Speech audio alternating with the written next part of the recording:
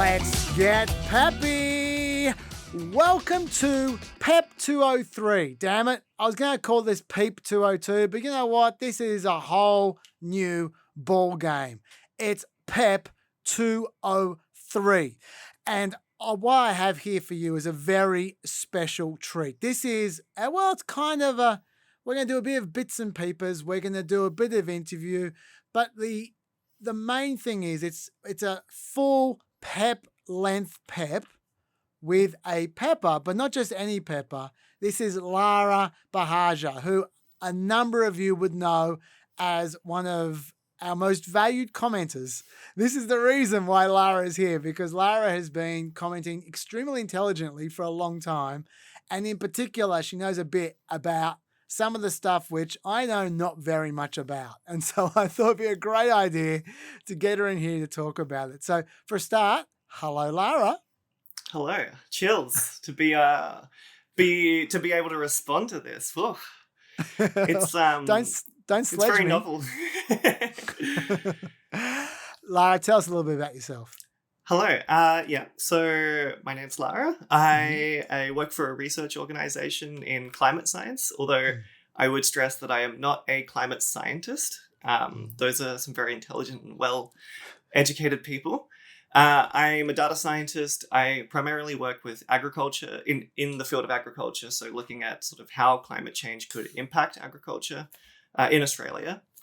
And I'm also a trans woman, which is, spoiler alert, why I'm here today. We're going to get you in to talk about environment at one point in time as well. I was wondering why I liked you so much. Data scientist, that's all I need to know. That explains everything. Lara, why don't you kick us off by telling us what you're grateful for? Well, I'm grateful for a very hilarious town hall that has graced social media in the last week. And well, it's been a string of town halls really, but this one in particular I thought was very funny, where the Republican, senator tried to put it back on the town hallers and got a response I think he was not expecting.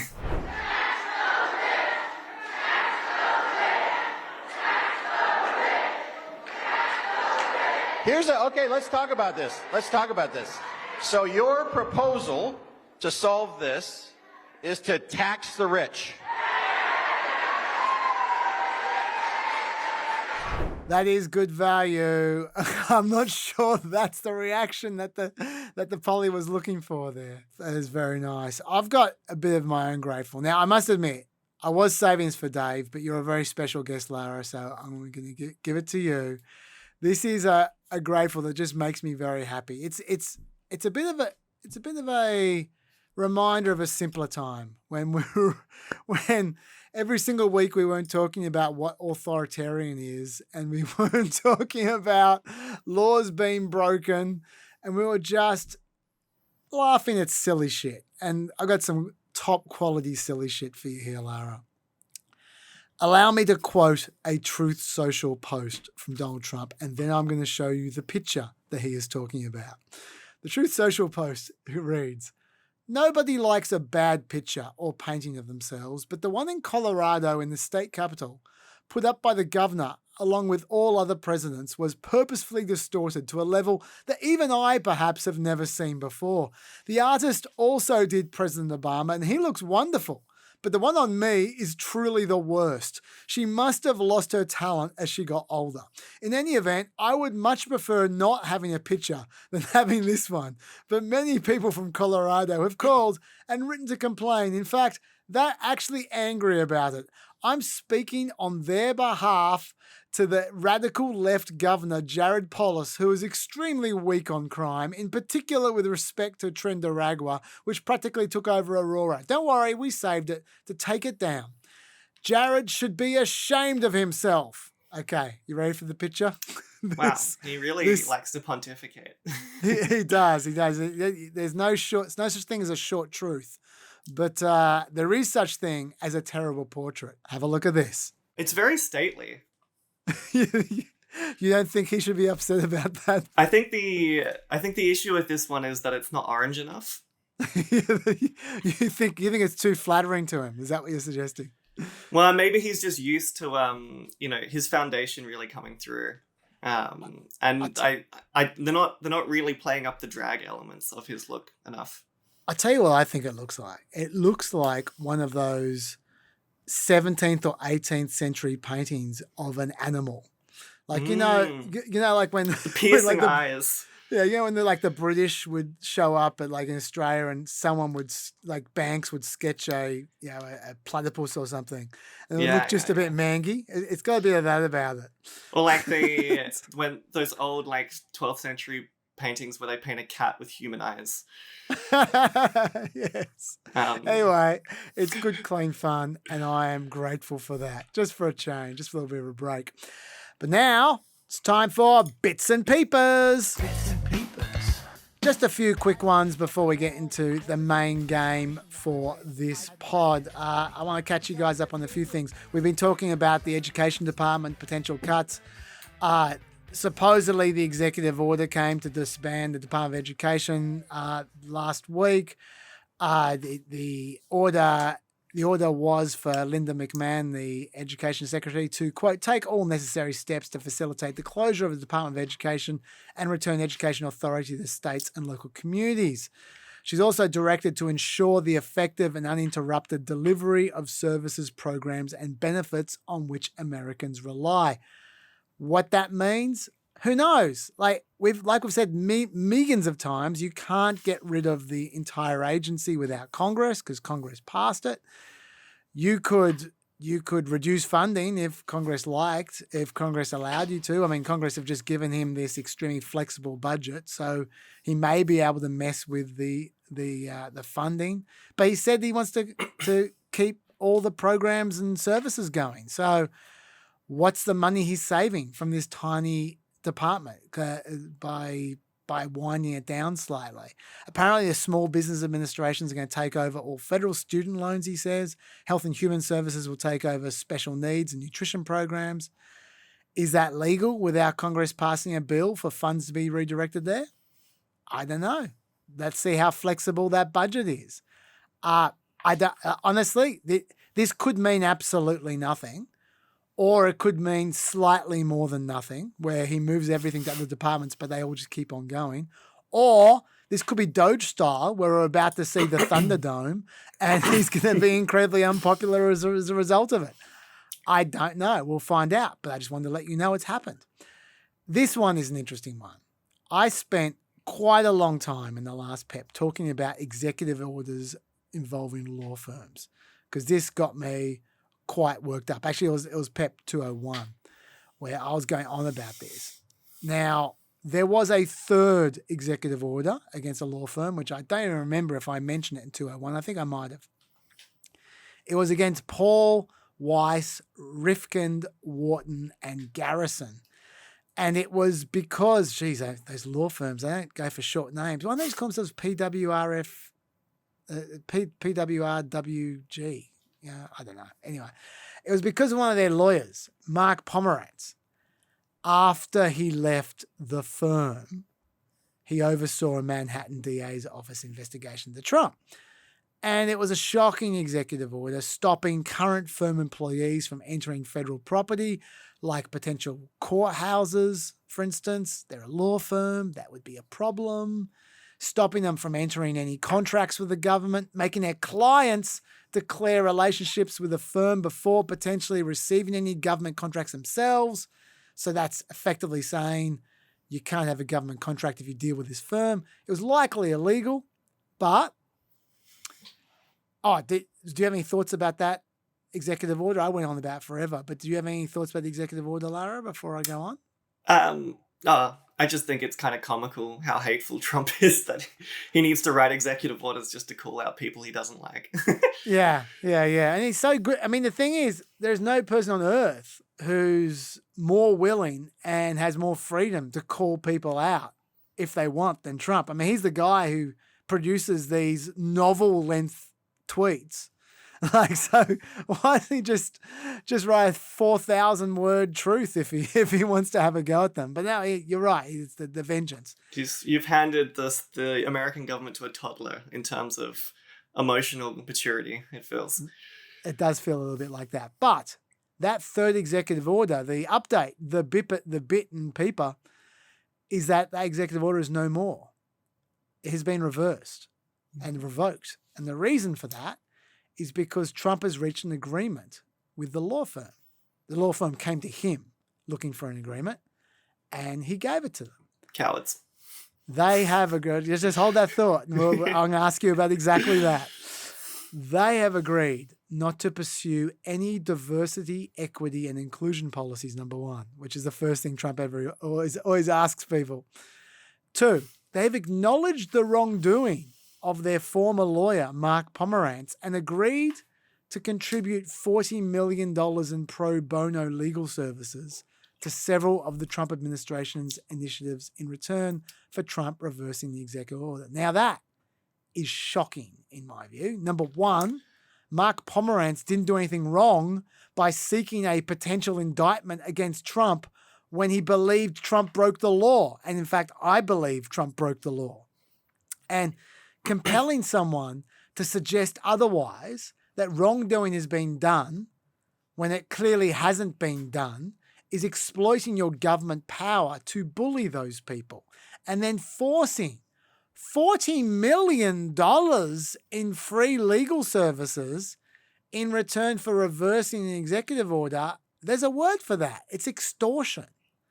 I honestly can't believe that people are just accepting this kind of behavior now. I mean, in another era, extorting people with the power of the government for a $40 million bribe would be considered impeachable behavior. Now, it doesn't so make the news. So far beyond impeachable behavior. Yeah. I mean, from blowjob to this, I mean, it's insane. Yes. Yeah. Totally. And but my point is, it barely made the news. I mean, I obviously read about it in the news, but it was in like 2 or 3 papers. Like most papers didn't run it. It wasn't of interest. Which I just every now and then you just go, my God, let's just get some perspective here. Like we're in a very unusual period right now. Let's put it that way, Lara. Now, let's do the coward thing. Now, to be clear, so let's put their side of the story here. To be clear, I think it's not hard to understand why they made this deal. They would have been worried that even a successful legal campaign against Trump would come with too high a cost. It would take years. And during those years, a lot of their clients might disappear.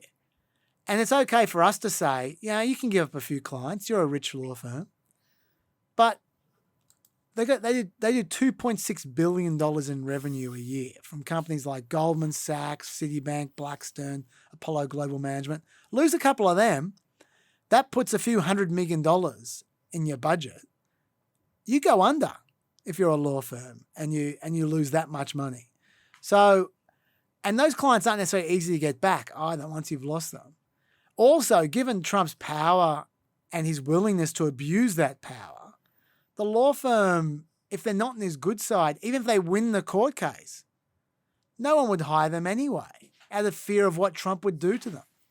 So, given that, do you still think that, you know what, you guys are a big law firm, you can take it, or do you have a sympathy for them? I think Dr. Dave said this very well, which is that when dealing with authoritarian leaders, the people who are best placed to fight these actions are often the ones who don't, leaving it to those who are much more marginalized or less better off. And also the precedent sets for every other law firm, and this is just mafia behavior. So no, I'm not very sympathetic to them. I think they should afford this. And yes, in the short term, maybe they continue to have business, but what happens if they take on another client that Trump doesn't like? Like, where does it end? Actually, I'm going to cheat a bit here. I I do have sympathy for them, but I still think they should fight it. They're definitely in a tough position. Don't get me wrong. Yeah, but who said fighting authoritarianism was easy? Yes. No one was like, it's going to be a cakewalk. Like, I don't know, cowards. True.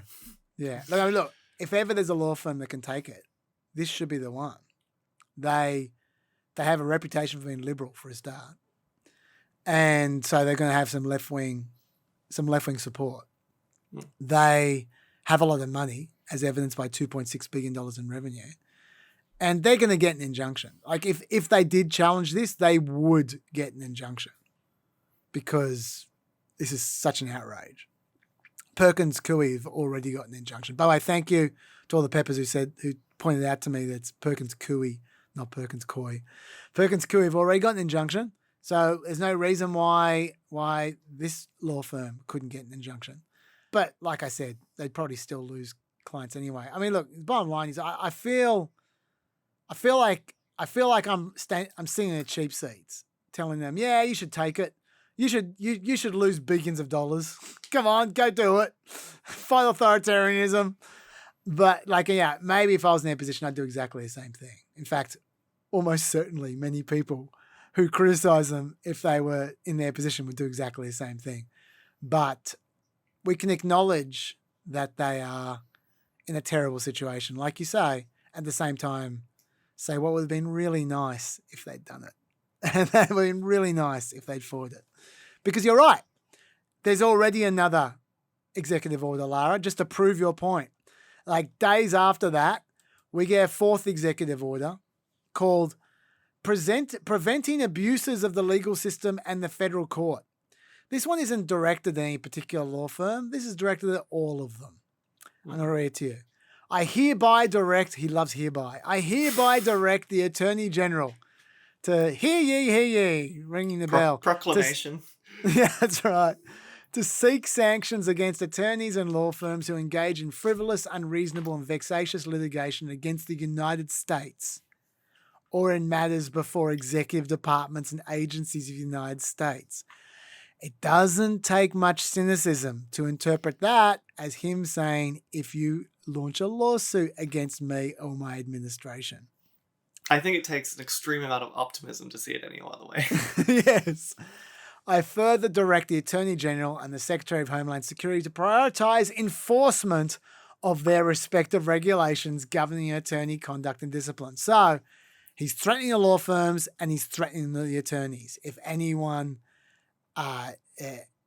creates a lawsuit against his administration.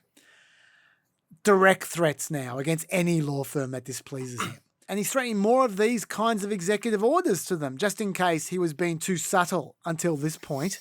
He says, I further direct that when the Attorney General determines that conduct by an attorney or law firm in litigation against a federal government warrants seeking sanctions or other disciplinary action, the Attorney General shall recommend to the President additional steps that may be taken, including reassessment of security clearances held by the attorney or termination of any federal contracts for which the relevant attorney or law firm has been hired to perform services or any other appropriate actions. So he's just threatening exactly the same executive order to anyone who sues him. Once again, this is how authoritarianism works, through scaring people into censoring themselves out of the fear of what might happen. That's how it works. I had a correspondence related to this a couple of days ago, actually, from Steve. I'll read this and then I'll be interested in your take on this one, Lara. Steve says, I used to really enjoy your commentary because it was balanced and objective, talking to me here. Now you're fully on board with catastrophizing everything. I can get that anywhere. Now, I don't know what Steve was referring to exactly. I suspect this is the kind of thing he might be referring to. Me saying that something is how authoritarianism works. I've been doing a lot of that in the last 2 weeks because I think we've been seeing a lot of authoritarianism in the last 2 weeks. That doesn't mean I'm calling Trump Hitler. It doesn't mean I'm saying it's the end of the world, because authoritarianism, like many things we're going to be talking about, exists on the spectrum. And the fact is, you can have a democracy that has authoritarian elements, like, say, India. you can have, and that is a democracy. It's a perfectly acceptable democracy, but it has authoritarian elements.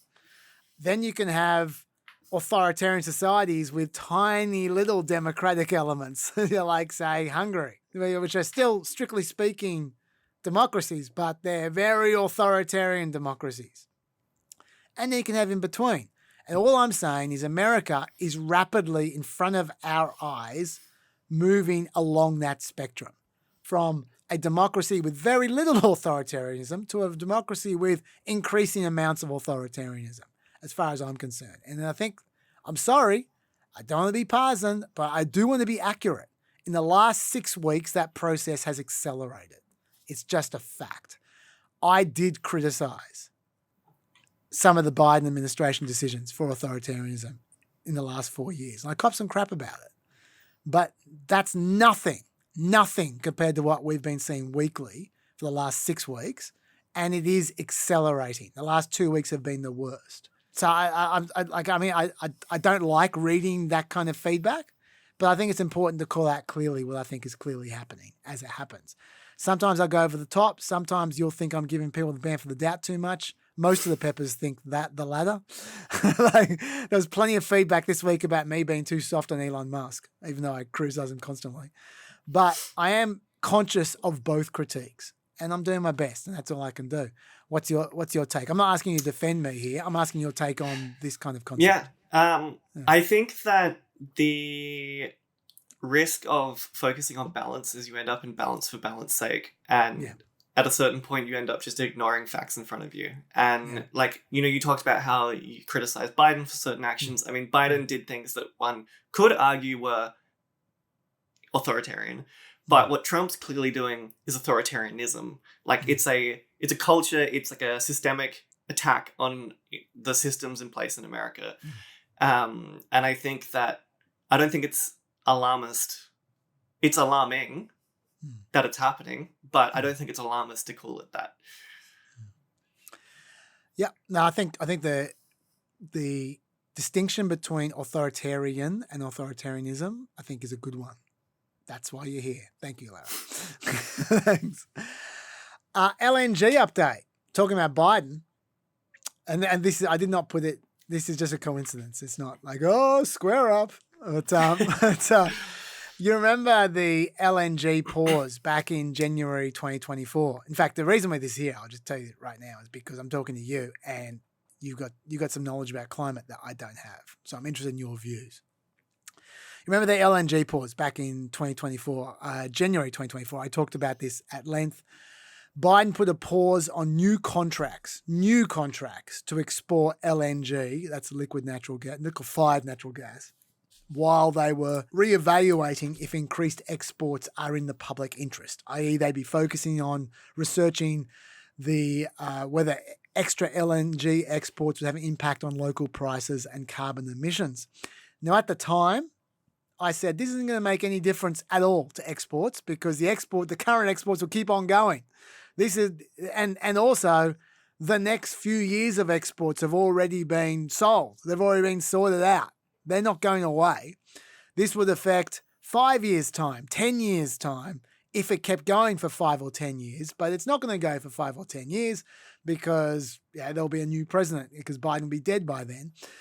This is only going to, this is what I said in 2024, this is only going to last for a year or two, and that will make no difference to the future of exports, is what I said at the time. I also said at the time that this is clearly just a sop to activists, to environmental activists leading into the election. All right, turns out I didn't realize just how much of a sop to the activists it was because the Department of Energy career staff had already completed a study on those grounds only a few months earlier in late 2023. This is from a piece in the Wall Street Journal.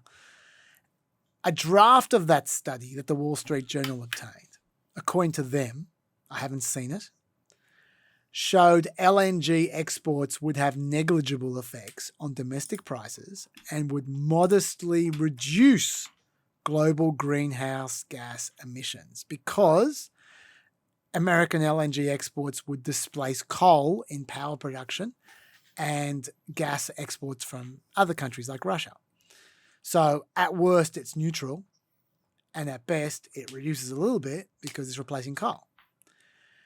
Now, of course, the Department of Energy was Biden's Department of Energy. This was not the answer they were expecting. So according to the Wall Street Journal, again, we haven't seen this. They were particularly careful. They apparently wrote in the margins that these conclusions are going to receive a lot of scrutiny and that we need to be able to explain why the model shows reduced emissions. Another scrawling recommended full tabulated results in an Excel workbook to be made available to provide transparency to the public, etc. So clearly they were concerned, if that is true, about how it would be received, and so they're being careful. That study, the reason I'm keep on saying I haven't seen it is because it got buried, never got released. It got leaked to the Wall Street Journal, but it never got released publicly.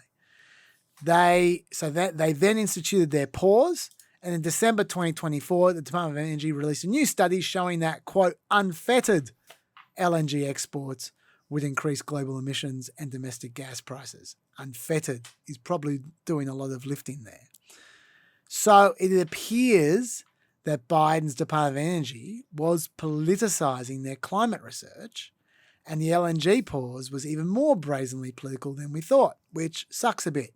But what's your take on this all? Because as I said, this is more your area than mine. Well, I would describe myself as one of those activists that they were sopping to. So maybe my take will be a bit different than yours, Chaz.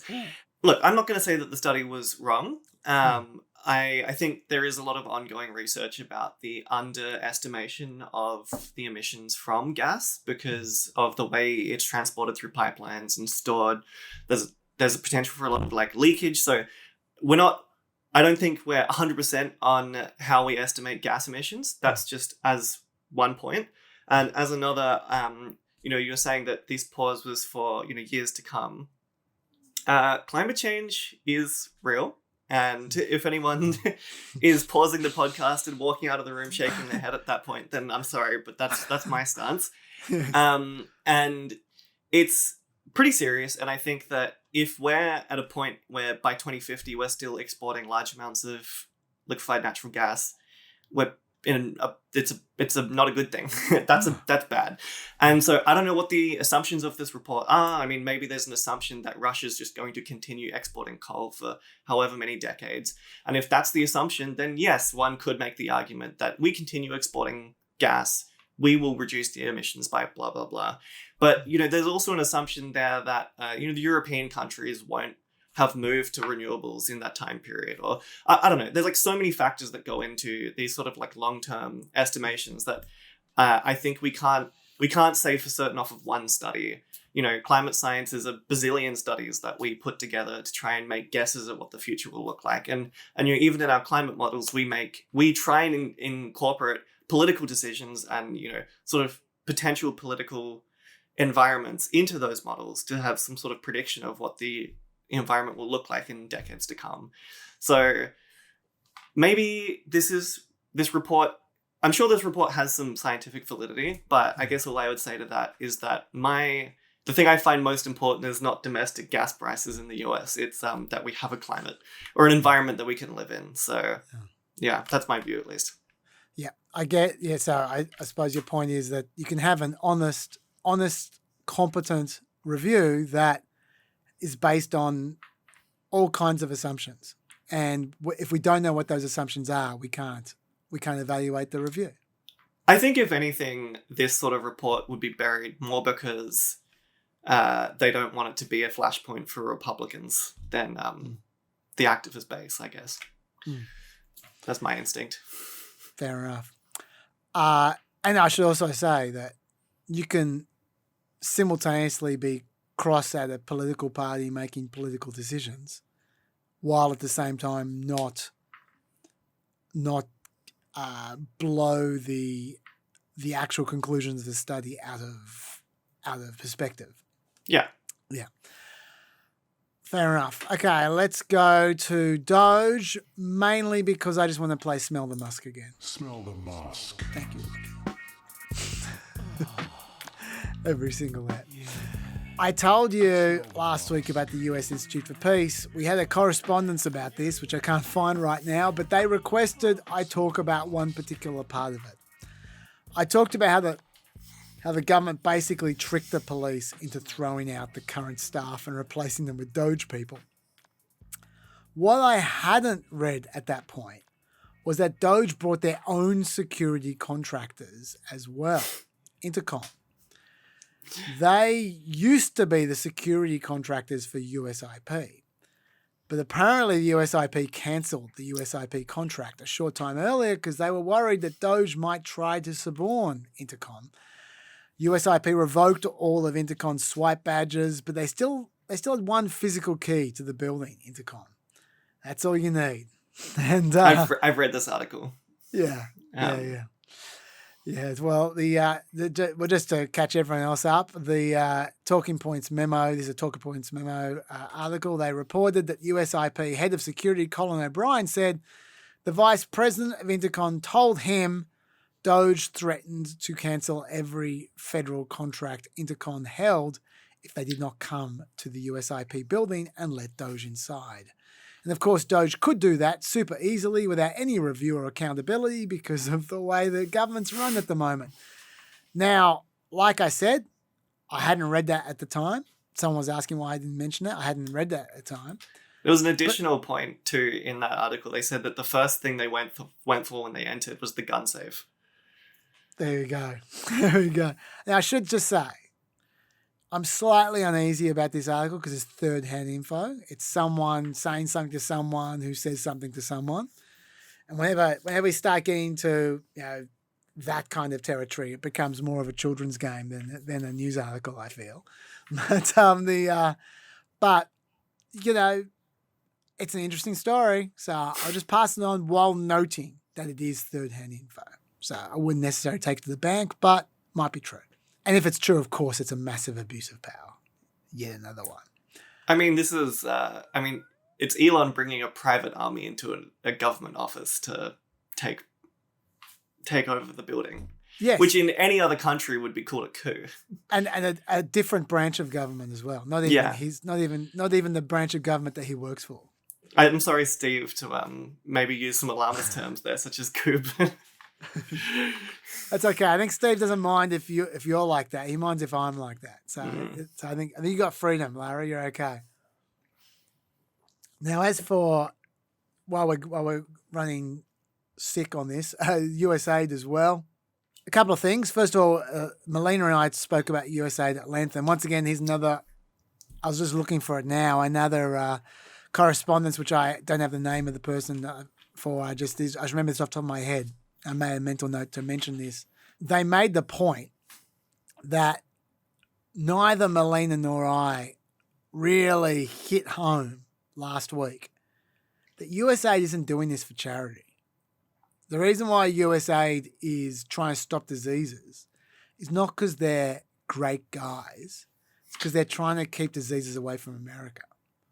And it's the old fighting them over there so we don't have to fight them over here. And it's just smart. It costs very little money compared to the cost of, say, an Ebola pandemic or something like that to deal with these diseases in Africa so that you don't have to deal with them in America. And I think that was a great point from whoever it was. I'm sorry, I don't remember your name. And so I just thought I'd just back over it just now. That's good correspondence. But while we're talking USAID, a court found last week that USAID folding up was unlawful. You might think to yourself, great, they'll just unwind everything now and they'll just be back to how it was. Here comes the AIDS funding. Here comes the TB funding. Great, yay! Nope. They just ruled. What the actual ruling was even though it was unlawful, the remedy was that DOGE aren't allowed to be making changes anymore. To be specific, the judge barred DOGE from taking, quote, any actions relating to USAID without the express authorization of a USAID official with legal authority to take or approve the action. So DOGE can't overrule USAID anymore. USAID have to make their own decisions. That's what the ruling was. Guess who's just been appointed to lead USAID? Their name is Jeremy Lewin. He was DOGE's team leader at USAID until a couple of weeks ago. And now he's the leader of USAID. Now, Lewin claims he's no longer affiliated with DOGE. Quote, none of Elon Musk, USDS, or any USDS employee has any formal authority over me. None has the legal authority to direct me or anyone at USAID. So I hope that's of comfort to you all. Get ready for a lot of that kind of thing, by the way, because I've been maintaining all along that DOGE has been acting in a lawless way. And I'm right, it has been. That's why there are a very large number of injunctions against them right now. But most of what they have done could actually be done in a lawful way with a few minor changes if either Elon Musk or Donald Trump gave us stuff about the law. Now, those minor changes, they're important to me because I'm obsessive about the law. But many of you are less concerned with the law than you are with outcomes. And I'll tell you right now, the outcomes are not going to be much different, even when the law is cleaned up. Because the president has a lot of power. And the power he doesn't have, he can get with Congress. And guess what? Congress are going to do whatever the hell he wants. And they've got a big filibuster-proof bill coming up soon in the next couple of months in which they're going to squeeze through whatever the hell Trump wants them to squeeze through.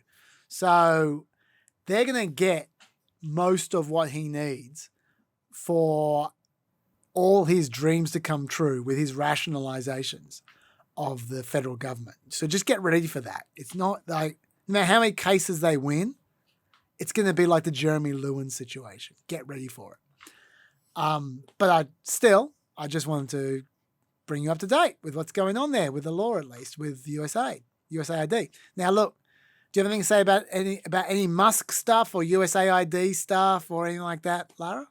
All I'd say on USAID is that something Elon and Trump clearly don't understand is the idea of American soft power. Yeah. Which USAID provides a lot of, or used to. Yes. Sorry, folks. We had to white flash before we got into the main content because we have some late breaking correspondence. This correspondence literally came in as we were recording just now. I just saw it pop up on my screen and I saw the first 4 words and I realized I had to read this and I have to share it with you. This is from Alan Partridge, who is a very wise man, and you should also all listen to what Alan Partridge has to say. Chaz, Move Aside, I'm Final Boss is fantastic. I started watching it on the train to work and then had to sneak off to a meeting room to finish it.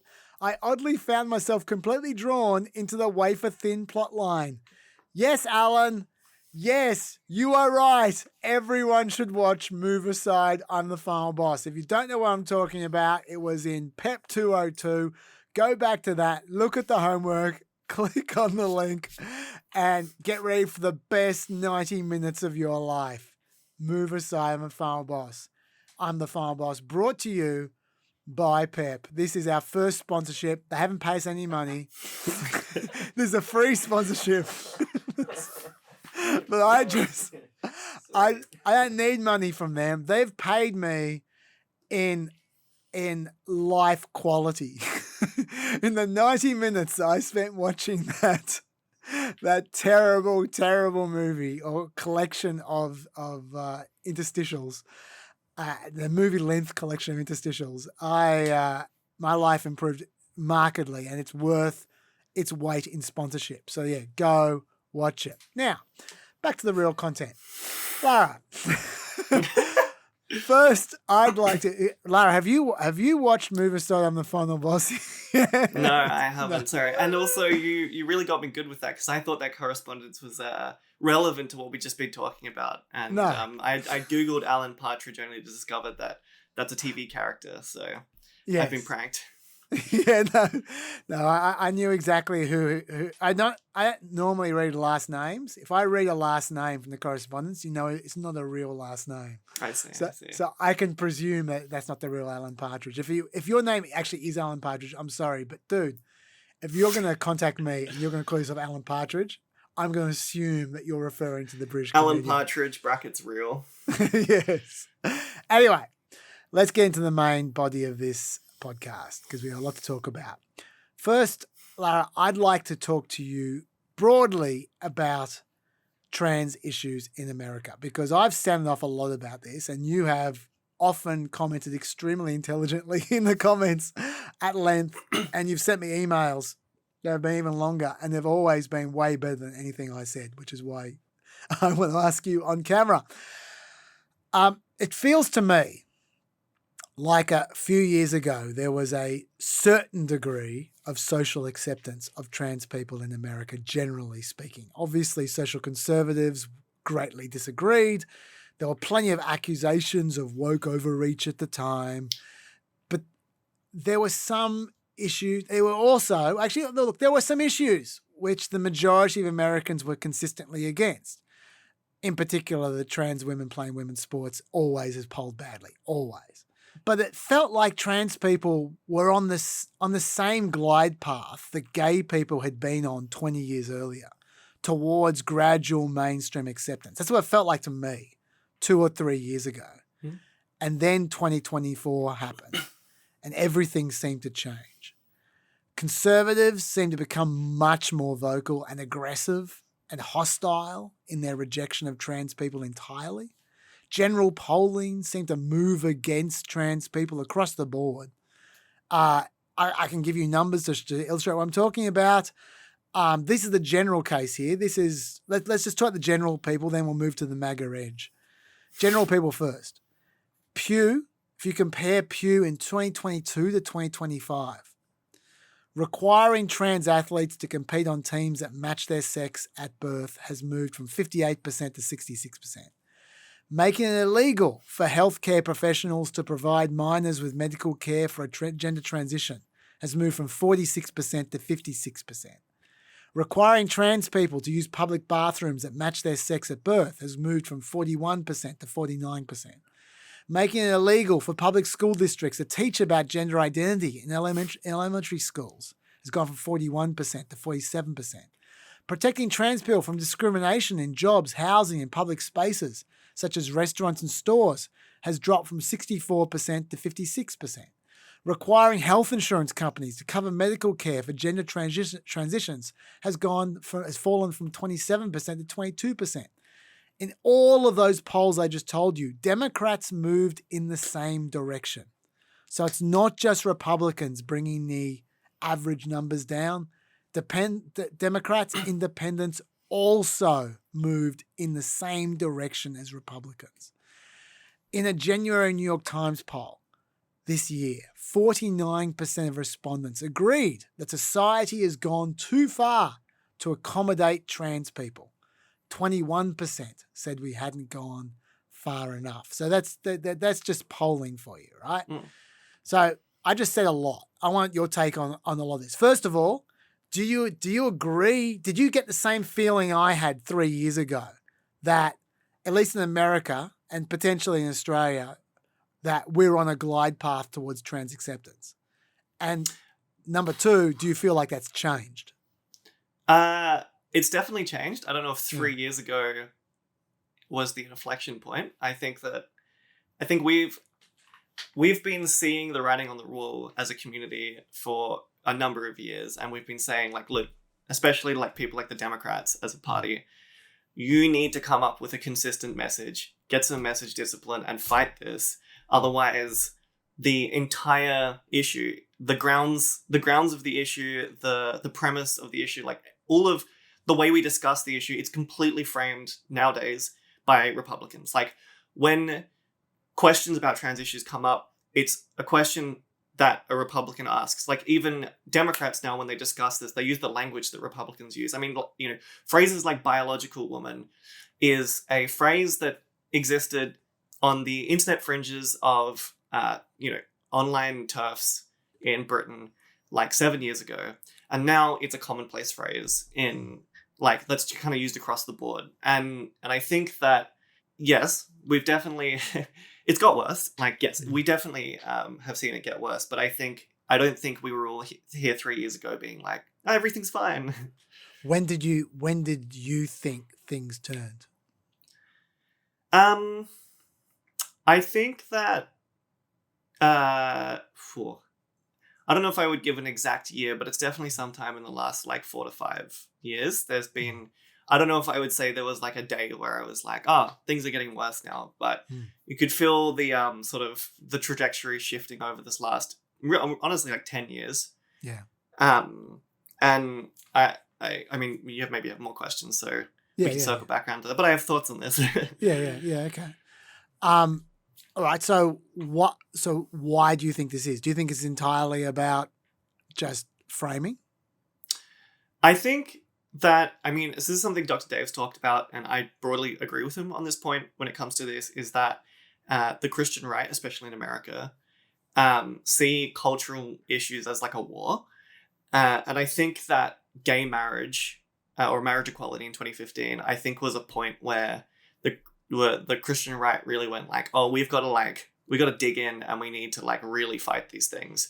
And I think, like, for me, I feel like ever since then, there's been a consistent narrative being built by the Christian right. And it's just taking them a decade to get to the point of building this like narrative up to becoming mainstream. So, we look at Trump in his first term. Trump didn't know how to do transphobia in 2016. Like, he, 2017, 2018, he was asked about these things and he was just like, I kind of just don't care. Like, who cares? Actually, on that note, I think I've played this before, but it's worth playing again because people who haven't seen this before will not believe it.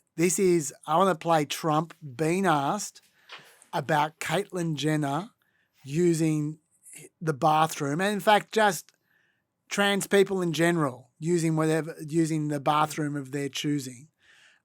This is him talking about the North Carolina anti-trans bathroom bill. This is in 2016. Have a look at this. North Carolina, what they're going through with all of the business that's leaving and all of the strife, and it's on both sides. You leave it the way it is. There have been very few complaints the way it is. People go, they use the bathroom that they feel is appropriate. There has been so little trouble. And the problem with what happened in North Carolina is the strife and the economic punishment that they're taking. So I would say that's transgender people working in your organization? I don't know. No? I really don't know. I probably do. I really don't know. So if Caitlyn Jenner were to walk into Trump Tower and want to use the bathroom, you would be fine with her using any bathroom she chooses? That is correct. That is incredible. Like how far we've come backwards in 9 years. Like that's a decade right there. Okay, well, look, you say that the Christian right have spent 10 years getting their act together, but gay people would say, I imagine, if there was a gay person in this conversation, they'd say, you know what?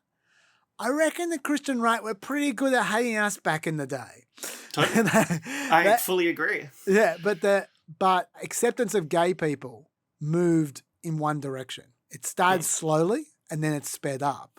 And for decades, it was moving very slowly. But then from the mid-90s, it sped up quite rapidly through to marriage equality in as you say, 2013, 2014. So why is it that despite the hatred that they were copying from the Christian right, the kind of reversion that we're seeing now didn't happen with gay people? So I disagree with some of the framing of your question there. So I don't I think calling it a gay movement and then the trans movement has just started recently is like, I think the wrong way to think about it. Yeah. Trans people were I would call it a queer movement. Yeah. The Stonewall riots happened in the late 60s. Those involved trans people. They involved gay people. And, for the next 40 years after that, you had a snail's pace of queer acceptance. At that point, being gay was still illegal in most places. You had gay panic defenses. You had extreme police brutality of gay people. Of queer people in general, I should say. Yeah. I think that I think saying, oh, gay people slowly were accepted, and then it got faster through the 90s, and then now trans people are doing their thing is maybe the wrong way to think about that. I think queer people generally slowly had acceptance grow for them. And I do, for maybe reasons we can get into later, I do think that being trans challenges cis people more than being gay challenges straight people. I think that, generally most people are attracted to someone and they can go, well, I have this feeling, so I guess I can empathize with someone that, has this feeling but directed towards someone of the same sex. Whereas, not many people question their gender. So I think it's a really difficult thing for a lot of people to think about and sympathize or empathize with trans people in the way that they can with gay people. So I think it makes sense to me that, from the 90s, being gay is something that's sort of become socially accepted.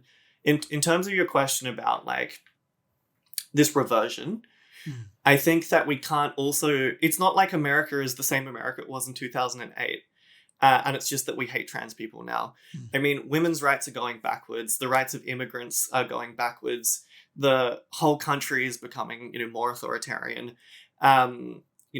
I literally saw an article this morning saying that the mortality rate in pregnant women in Texas went up by 33%, or after their abortion ban in, I think, 2021 or whatever it was.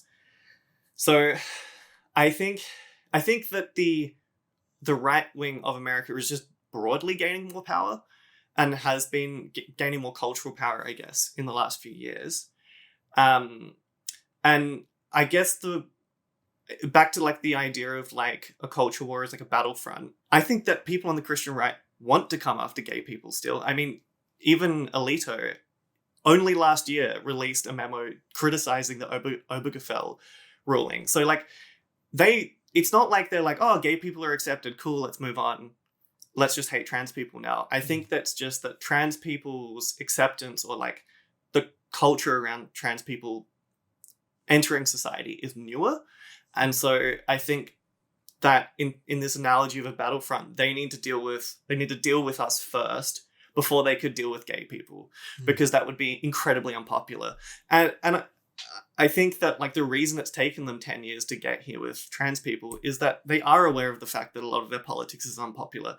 If they started saying 10 years ago to in interviews to Trump, oh, don't you think that every trans person's a pedophile or, something, which is things that they do say now. I mean, Nancy Mace is going she's crashing out over us.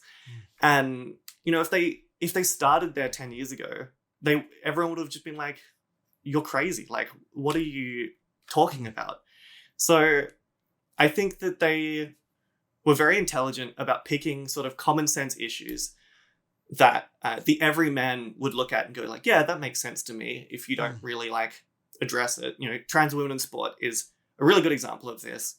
And maybe we can get into this later, but I think I don't think it's this bigger issue. I don't think it's an issue at all, realistically. But it's a common sense issue where people who don't know trans people or don't really think about this topic very often just go yeah, men and women's sport, that does sound bad. You're right. And then from there it's you build on that.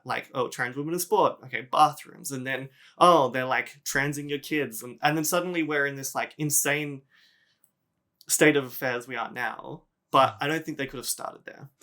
And by the way, I think it's a great observation. Your first response of saying, well, it's not just trans rights, it's women's rights. There's a lot of rights that are going back at the moment. Immigrants' rights. There's a lot of rights going backwards at the moment.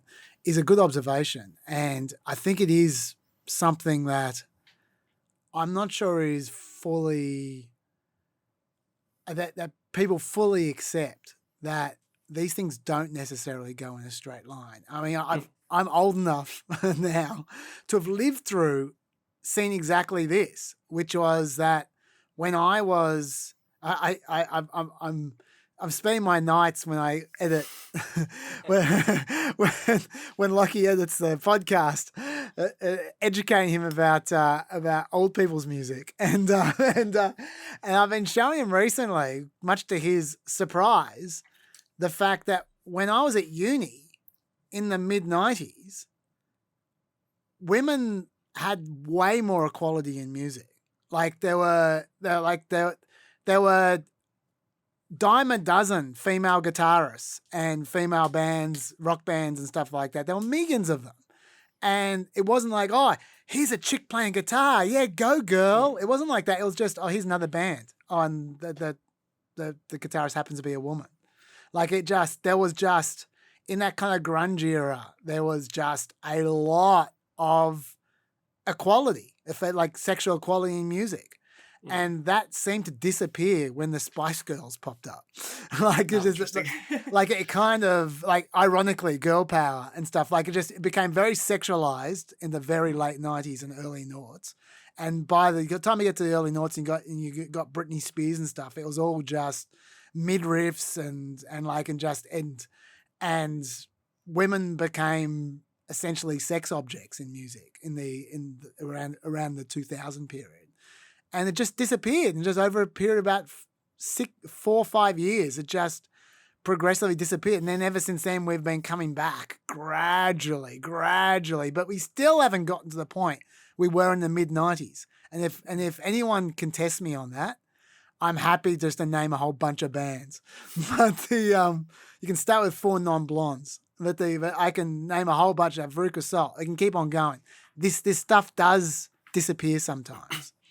I also don't think it's true that, if we just look at gay rights, I don't think that was linear either. I mean, like, the Stonewall riots happened in the 60s, but then, you had in the 80s, like, the AIDS crisis, and they were just dying. I mean, we were just dying in droves, and Reagan pretty much wanted to just not acknowledge it. So there's... Yeah, I don't think it's true necessarily that, like, gay rights was just sort of a thing that linearly went upwards. But at the same time, like, I think that broadly queer rights are a lot better today. Like, I'm trans and I can still have a job. And in the, 70s, I have gay friends, cis gay friends who are older and said that if they came out as gay, they would have lost their job. So that's why I want to call it a queer movement, because those benefits that were fought all those years were not just for gay people, they're for queer people in general. And we're not back to that yet. Like, I mean, America's definitely threatening to go in that direction. And especially for, like, trans people, they want to start pushing us out of society. But in many ways, we're still a lot better. And to be fair, all those polls I just read out from Pew, we're talking 8 to 10 points movement in 3 years. We're not talking 50 points movement. Like it's a blip. It's not like massive. And also unsurprising. I mean, the message discipline the Republican Party has on this issue is just like leaps and bounds beyond what the Democrats have. So of course, if you push an issue and make it an issue for year upon year upon year, you are going to win more people over. Do you think that there has been any overreach from activists to cause any kind of backlash, either from going too far or going too fast? No. I think that in any social movement, at some point, some group of people will be like, you're going too far, or like, women shouldn't have the right to vote, like, this is nonsense, or, the civil rights era, like, African-American people having the right to vote is not taking away from white people's rights. Like, I think that, there's some, like, annoying trans people on Twitter. Of course, there's annoying everyone on Twitter. But I don't think that is, like, a justification for, like... Yeah, I don't think the movement broadly has gone too far. Yeah. Like, trans people want trans rights. Like, we want trans people to have access to healthcare. We want to be able to live freely. But we also, like, don't want to give trans healthcare to people who aren't trans. Like this, I think that a lot of the time when this sort of framing of a question comes up, it's by someone who is sort of pushing this notion that we're, like, the trans agenda, and, like, we're, I don't know, some sort of, like, pernicious group of people that are sort of plotting the demise of, I don't know, cis people, which I think is sort of laughable. Yeah. Do you have any ideas on what can be done to change what's been happening for the last decade? Yeah, so I think that this goes back to my point around like broadly social movements are suffering from conservatism generally, and I think part of that is because people's material conditions are getting way worse. Like in America, cost of living, housing crises, blah blah blah, homelessness, all of these things leave a lot of very angry people. And when you have a lot of really angry people, it's really easy for right-wing groups to come in and to say, hey, this is actually the fault of like trans people or immigrants or whatever.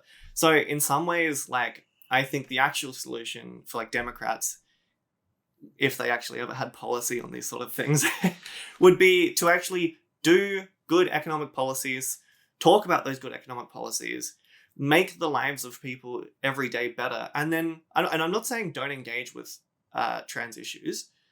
I think that Democrats share some of the blame for how we got here, because when they, I mean, as a party, I think they've broadly left behind working class people in their like policies and how they talk to working class people. And when you leave behind all the working class people on economic issues, but all you end up doing is sort of like, I guess, performative wokeness, and you're like woke scolding people and all that kind of stuff, it makes these issues just look like elitist issues. And I think that really damages it damages us, because it makes it really easy for Republicans to say like, oh, look, this is just some like really elitist issue, like they don't care about you, they just care about like trans people and pronouns and like blah blah blah. And meanwhile, like all of these people have like legitimate grievances with the world, like they're poorer than they used to be, or like the cost of living is like really high. So I think that if Democrats had good policy that they could point to and be like, we're doing these things, we're fixing whatever for you, and then they could just say, this trans issue is like ridiculous. These are people, they deserve human rights, they deserve to participate in society, and the Republicans just want to make you angry over something to distract you from the fact that they are just giving tax cuts to the rich, or like whatever it is. If the Democrats like actually constantly shifted the focus away from like trans issues while still dealing with them, I think that would be like, I think that's one of the better ways to deal with it. I mean, like, we have good examples of this. Like, Andy Beshear is the governor of Kentucky, and he does this, and he's really popular. Like, he's really popular in a really deep red state. And he just goes, I'm a Christian. These people were made by God, and therefore I support them, and I support their ability to participate in our society. And what I'm going to do instead is make sure you have, like, food, or, like, I don't know what his policies are, but, like, I think he's a good example of this. I think Tim Walz is another good example of this. Like, his state is a sanctuary state for trans people. But, people probably know him mostly for like school lunches. And if you can say, look, the Republican Party wants you to care about like the genitals of like 1% of America when I'm giving you school lunches for free. Like, I think that's the more popular message. And so, like, yes, I obviously blame the Republicans and the Christian right for like creating trans people into an issue and like pushing that narrative. But I think that the way the Democrats are like dealing with this makes the issue worse. That makes sense. Let me throw a couple of thoughts at you, see what you think. You mentioned social media before.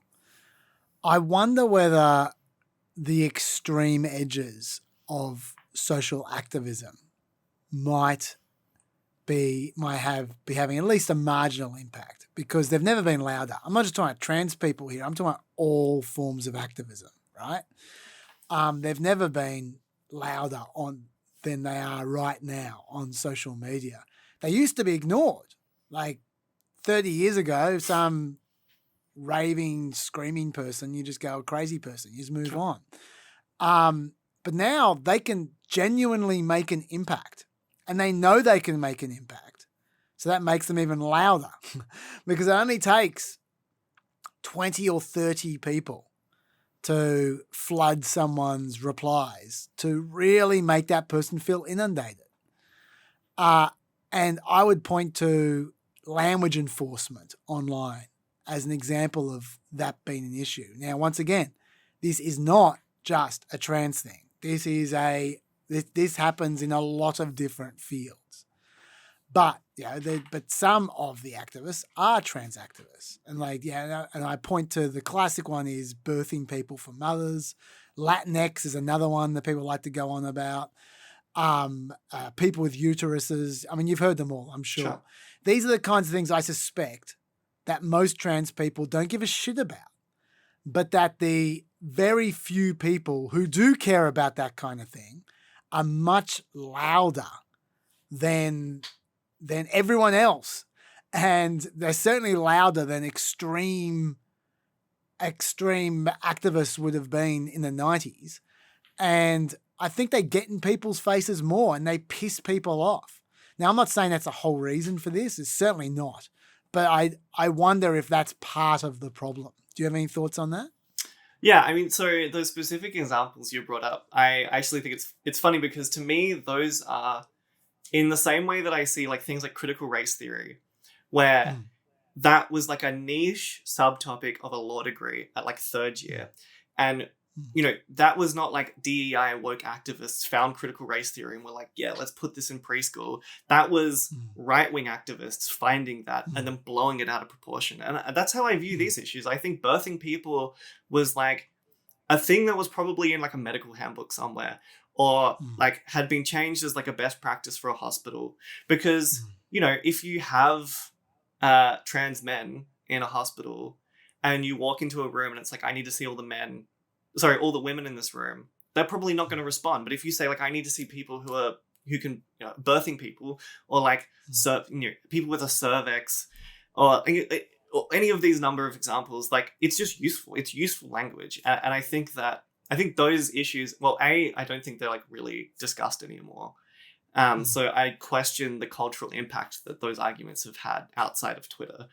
But further to that, like, yes, those did become like contested issues. And like, yes, there were trans people online and, you know, and cis people duking it out. But like, I also think that a lot of those things were not started by the trans community. Something I wanted to say sort of at the top on this, actually, and I think this is like a good example of that, is that especially the Christian right is really good at, you know, utilizing victim politics and framing themselves as the victim. And I think that this, you know, birthing people is like a great example of utilizing victim politics. Like, oh, they're dismantling what it is to be a woman and all that kind of, you know, language. And it's like, no, we're just saying birthing people. Like, if you want to call yourself a woman, no one's stopping you, right? Like, and like the doctors will probably call you a woman. Like, if you are a woman, they'll refer to you as one. Like, no one is attacking women here. And I think that like this, they're utilizing sort of victim politics here in a very effective way to sort of make it like the trans community is like coming after them with this language. And yeah, I don't agree that, I mean, there's annoying people online, but like, you know, no one says, oh, neo-Nazis on, you know, saying the N-word or whatever on Twitter exists. So therefore we should like not let white people have the internet, you know? Like, yeah, trans people are not a monolith. Let us be cringe.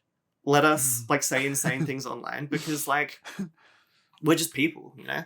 Yeah, of course. And then finally, one last thing I did want to say is that I think that like especially trans women in America, at least, I think that one of the vehicles that the Christian right is using trans women as a vehicle to also police cis women. I mean, there's a spate of like state legislations. I mean, there was one that, which state is it? I think it's Oklahoma. I don't know. One of the states where they basically have put a bill to the floor. It's not passed yet, but a bill to the floor which has insanely vague language around supporting social transitions for minors, allowing a parent to basically sue anyone that, you know, uses the right pronouns of their child or like any of these kind of things. But one of the things that it talks about because it's so vague in its language of social transition is that you could literally sue a hairdresser for giving your child like a masculine haircut. This is just a legalized way of policing women in general, right? Like what's defined as social transition? Like if you have a 15-year-old like cis lesbian daughter who goes and gets like a buzz cut, can you then go and sue this hairdresser because you're like, you're socially transitioning my child. Like, and like, look, maybe this bill won't pass, but I think it's important to say that like, trans people are not the only things being attacked when these issues come up. Like, they talk about trans people, but like, I mean, there was an example a few weeks ago of two lesbians who went into into a bathroom, a women's bathroom, because they were women, cis women. Yeah. And I think it was in Arizona. They don't even have a bathroom bill. Like, they don't have a bathroom ban in Arizona, and yet a male police officer went into the bathroom and tried to kick them out of the bathroom. And these were cis women. So like, cis women will also be impacted by these anti-trans like culture war, this legislation. And like, these cis women were masked lesbians. So they, they don't present effeminately, but they're still women, right? And I think there's a broader mission at play here to police women in general and police what women can wear and look like when they come after trans people. Just to be clear, by the way, the reason I'm bringing up these kinds of questions is because I see people say this stuff all the time, and I just want to give an intelligent person a chance to respond to it. The one other thing before we move on, which you've kind of been touching on, but I just want to just go right in there, is that something which I hear, and I have heard a number of times from cis women who are kind of on the left, but who they've got a, and that you wouldn't describe them as religious right or anything like that, but they just have a slight amount of resentment about trans women. I'll tell you what it is, and I want to know your take on this, which is the whole trans women are women thing, like essentially the message is that trans women are saying to them, I am the same as you. We are all women, right? And they think to themselves, well, my journey and my experience is not like your journey and experience. And it rubs me the wrong way for you saying, like, that's not them saying that, oh, your trans women are men. They're not saying that. But they're saying, but they're also different. They're different to women, but they're different to men, but they're also different to women. Like, cis women and cis men are different to trans women and trans men. All four have different journeys and different experiences, and all four should have their experiences respected, and they should be treated with dignity. And the equation is what rubs them the wrong way. They basically, the kind of vibe they give me when they talk about this is like, cis women have been fighting forever to have respect and equality and recognition for our personal journeys. And now you've got another group of people saying, no, we're just like you. And they're not. It's do you know what I'm talking about? Does this make sense to you? And Yeah. What's your response to that? So, big question. Number of things. I think, one, I don't think anyone's really saying that our experience is identical to cis women. In fact, I would say the opposite. Like, we're all acknowledging, I mean, trans people want trans existence to be acknowledged. Go like, hey, we do have a different experience here. Yeah. But at the same time, we're saying we can have a different experience and still be women. And on that note, there's no one way to be a woman. I mean, the experience that like a rich white woman in America has is going to be insanely different to a African American woman living in like the deep South. So and like the cultural differences, like I think there's so many. I think that sort of argument really narrows down what being a woman is, which is something that, the right is using and utilizing. And yeah, like, there will be people who don't like trans people, and I've accepted that, and I'm not going to try and convince every single one of them to respect me. Like, it is what it is. But I would also say that, like, we do have a lot of shared experiences. I mean, also there are many, many trans people, trans men, trans women, who, as we call it, pass, which is, through whether you started HRT young enough that developmentally you just look like the gender you identify with, or in my case, like I started as an early adult, but was lucky enough that I could afford a number of surgeries. I experience things women experience. Like I was at the Fringe recently and I had like a 55-year-old man come up and start hitting on me. That's like, these are normal women experiences. When women say like, we're fighting for our right to be respected, I'm like, I'm right there with you. We're fighting for women's rights as well. It's not like trans people are only fighting for trans rights. Like we are fighting for women's rights. We're fighting for trans rights. I think I see them as like the Venn diagram is much deeper than like some of these people would say it is. And I would hope that we can sort of build community based on our shared, what we share versus what's different. But at the end of the day, yeah, there will be some people who feel like that. And I guess all I would say to that is that the environment that the right has created makes it so much harder to reach those people. Because, for us, like, yes, I'm sure there are many like trans people on Twitter who are like saying nasty things to these people, but we get there through being attacked relentlessly for like a decade. And when, even now, like I want to engage in good faith with people where I feel like they're engaging in good faith with me, but it's so much harder to find those people who are willing to engage in good faith, because if you already are primed to be like, oh, well, trans people, you're like coming for my rights, you're like, whatever it is, you have this whole group of people over here that provide this narrative for you. You don't need to engage with trans people in good faith anymore. So there are also so many different cultures within America. This is something I need to acknowledge, is like there are there are Native Americans. They have their own like conception of gender, and it's like a spiritual thing. And like, I don't even know how that interacts with all of these laws we're about to discuss, because I don't know. Yeah. I don't think many people in America even think about Native Americans at this point, which is probably, I don't know, bad, good, who knows? And Pacific Islanders, like there's so many different ways to, and for all of these cultures, what it is to be a woman or what it is to be a man is just radically different. So anyway, that's all I have to say on that. That's a good call. The issues involving conservatives are completely different, obviously, because in their case, it's not just a slight change of polling, and it's not just a nuance here or there that are sources of tension. Their behaviour is qualitatively different in the last few years, much, much more hostile. For example, this is how Sarah McBride was introduced by the acting Speaker, Mary Miller, on February 7, pretty soon after she first came to Congress. The chair recognizes the gentleman from Delaware, Mr. McBride, for 5 minutes. Now, the most important thing to note there, in my view, before I let you loose on it, is that the insult there from Mary Miller is 100% gratuitous.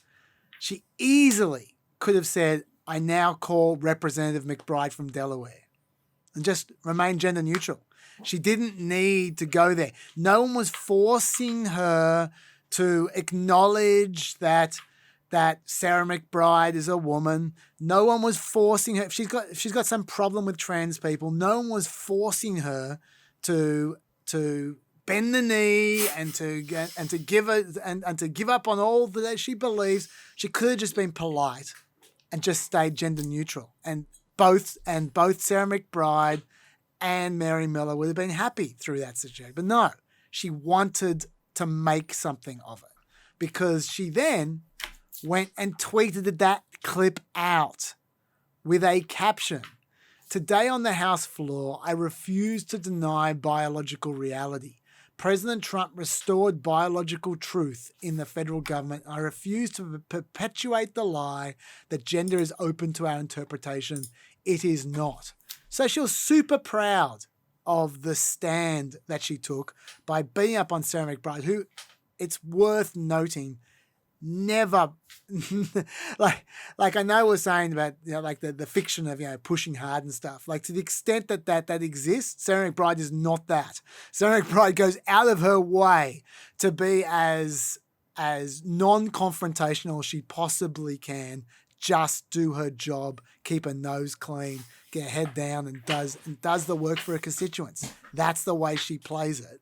So of all the people for her to take on, Sarah McBride is the weakest possible target for her because she knows Sarah McBride is never going to strike back.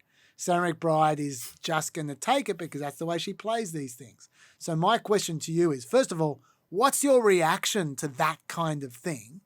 And how has that happened in your view? Look, it's just, my reaction is it's petty politics by Republicans. I think, how we've got here, I think we've talked about kind of how we got here. I think at this point, they're just sort of rubbing salt in the wound.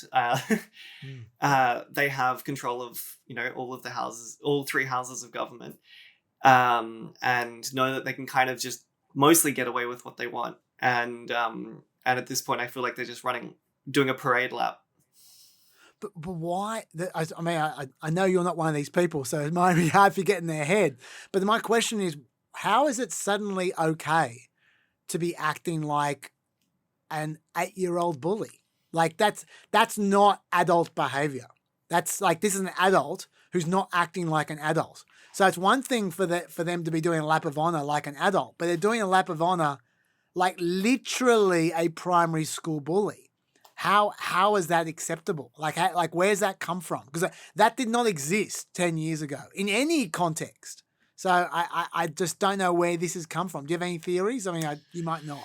I mean, I think that point kind of sits outside of attacking trans people. Totally. I think this is just a general point on like the degradation of politics in America.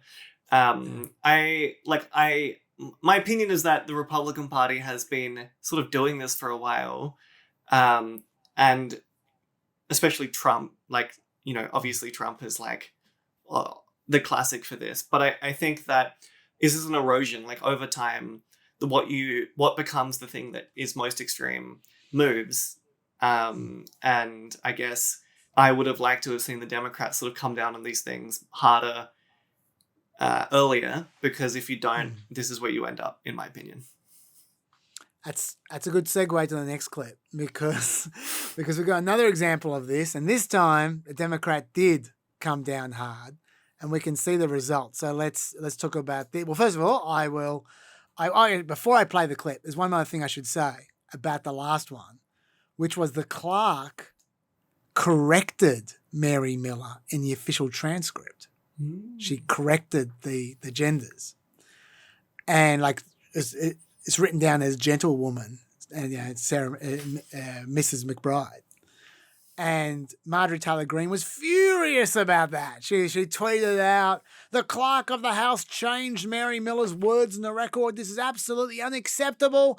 Rep Miller recognised Rep McBride as gentleman and Mr., not as gentlewoman and Miss. McBride is a man!" with the 3 exclamation marks afterwards. I think she's still feeling sore from being called a blonde butch. A bad built blonde butch bitch or something. It's something like that. I forgot what the 5th B was. Could be bully.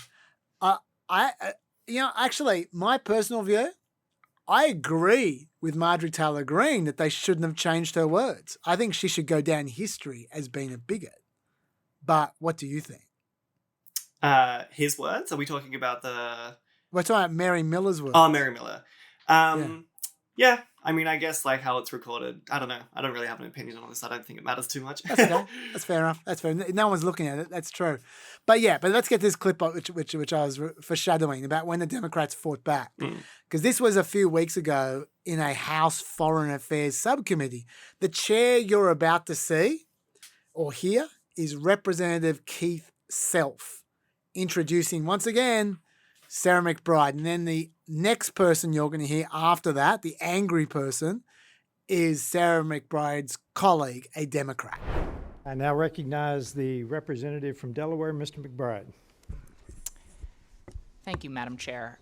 Ranking Member Keating, also wonderful. Mr. Chairman, could you repeat your introduction again, please? Yes, we have set the standard on the floor of the House, and I'm simply... What is that standard, Mr. Chairman? Would you repeat what you just said when you introduced a duly elected representative from the United States of America? Please. I will. The representative from Delaware, Mr. McBride. Mr. Chairman, you are out of order. Mr. Chairman, have you no decency? I've come to know you a little bit, but this is not decent. We will continue this You hearing. will not continue it with me unless you introduce a duly elected representative the right way. This hearing is adjourned. And then Keith Self tweeted that clip out as well, because they always do. Obviously proud of himself again. So, first of all, when you're watching that clip, how does that make you feel personally? Because honestly, I'm not trans and it makes me furious. So how does that make you feel? Yeah, I mean, it's frustrating. But I also find, like, of all of the things we're going to talk about today, honestly, makes me the least upset, because this is just someone being a dick. And people are dicks all the time. But, like, the actual legislation and the things that they're doing, those are the things that actually, like, harm real non-politician trans people. But, yeah, I feel bad, obviously. Like, it's petty. It's petty and cruel for no reason. Yeah. I also, no one comments on Sarah McBride very quietly and pettily misgendering him, which I kind of think's hilarious, but she's slowly fighting back a little bit.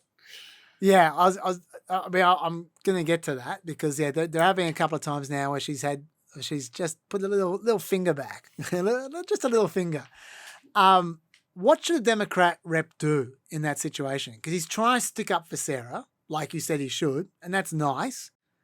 But what he actually does, effectively, is take over from Sarah and not allow her own agency in dealing with her own issues. She might not want him to take over and dominate at that moment. He didn't ask her, he just did it. So what do you think he should be doing in that situation as an ally? I think that this is actually a good response. I mean, Sarah McBride can feel differently, obviously. I won't speak for her, but like, broadly, I mean, this just goes back to bullying, like schoolyard bullying. If the only person who sticks up for the bullied is the bullied kid, they continue to be bullied. Like, you need someone else to step in and say, this is not okay. And, like, this is true of, I think, any minority. If you have a conversation with someone and they feel a certain way about, like, say, women or whatever, and the only people calling them out are other women, often this man, I'm putting a hypothetical man, would just be like, whatever, like, it's just, classic women. But as soon as, like, another guy comes in and is like, hey man, that's not okay, they go like, oh, okay. It shouldn't be on trans people to be the only people sticking up for this. So I actually think that was a very good way of dealing with it. And on top of that, like, they're not getting stuck into, like, the specifics, which I think is, like, what you shouldn't do. Like, I think if the Democrats, start fighting in the mud, like, they're gonna, what's the phrase? Like, you sink to... Don't wrestle with a pig. Yeah, don't wrestle with a pig, right? Because they're gonna win. Because they're gonna win, and the pig will like it. Yeah, exactly. But I think that applies here. Like, he's just saying, do you have no decency? Like, it's just saying, hey, like, this is just not okay. This is, like, outside of decorum. Like, get a grip. And I think that's a good way of dealing with this. And my final question about this is, what in this kind of scenario, which is obviously going to keep on repeating itself, what does Sarah do about this? Because the fact is, they want to fight. They want her to fight back so they can fight her. And I'll give you an example. Sarah McBride, as I said, doesn't normally take the bait. But like I also said, she's beginning to just poke back just a little bit every now and then. And a few weeks later, she gave this tiniest of pushbacks, which I'll now play you. We will not take a lecture on decorum from a party that incited an insurrection. I appear to live rent-free in the minds of some of my Republican colleagues. I wish that they would spend even a fraction of the time that they spend thinking about me, thinking about how to lower the costs for American families. I wish they would spend a fraction of the time that they spend thinking about me, figuring out how to make government actually work better rather than making it work worse in order to prove that government can't work. They are obsessed with culture war issues. The Republican Party is obsessed with culture war issues. It is weird and it is bizarre. And the American people deserve serious legislators, serious elected officials who are focused on bringing people together to deliver real results for the American people, not to play games and not to engage in schoolyard taunts. Now, that is a pretty minor tweak. She kept on the high ground. She wasn't insulting. She made almost entirely about policy. But the fact is, she used the phrase weird and bizarre at one point in time. And that led to about 1 trillion tweets calling her weird and bizarre and saying horrible things about trans people. They are sweating on a chance to get in a scrap with her because they know they can hurt her more than she can hurt them. And that's the logic of the bully. So what can she or anyone do in that situation? It seems that the options are either take it endlessly and wait for the tide to change, or somehow make the tide change. I don't know. What do you think she should be doing? So I actually quite like her response there. I think that if all of the Democrats stood up once a week and said something to that effect, it would be really effective. I mean, she's basically, thanks Sarah for confirming what I said probably half an hour ago now, which was that if they just said, we're focused on like your actual issues that are affecting you, and they're being weird, and they're focusing on like the genitals of like 12-year-old, trans girls, I think that's a really good message. And so I think I like what she did there. And I think that what the Democrats need to do is support her. Like, it can't just be her saying this. And we also saw, Tim Walz was in some ways picked to be VP because of his viral moment calling them weird. I think that's a really good attack line. I'm not sure why they stopped using it during the election. I should just say, while we're talking about this, that if you look at the lessons of civil rights campaigns of the past, and I do think this is just another civil rights campaign, that in the past, the most successful civil rights campaign was, in my view, the civil rights campaign for black people in the late 50s and early 60s. And people have this vision of Martin Luther King being some saint who just hovered there, just looking saintly, and then things just fell their way. But that's not the case. They were putting themselves forward in an aggressive fashion all the time. They were taking the high road. They always kept the high road and kept very dignified, and they weren't being rude or horrible, but they were being in your face. They were being in your face and aggressive with their demands, while at the same time polite, which is actually the hardest thing to do, to be aggressive while at the same time being restrained in the way you express yourself, like being disciplined, being not being meek, but being disciplined, being very precise with the way you express your message, but being very aggressive with the way you express your message, and then taking the shit that's dished out at you as a result of that.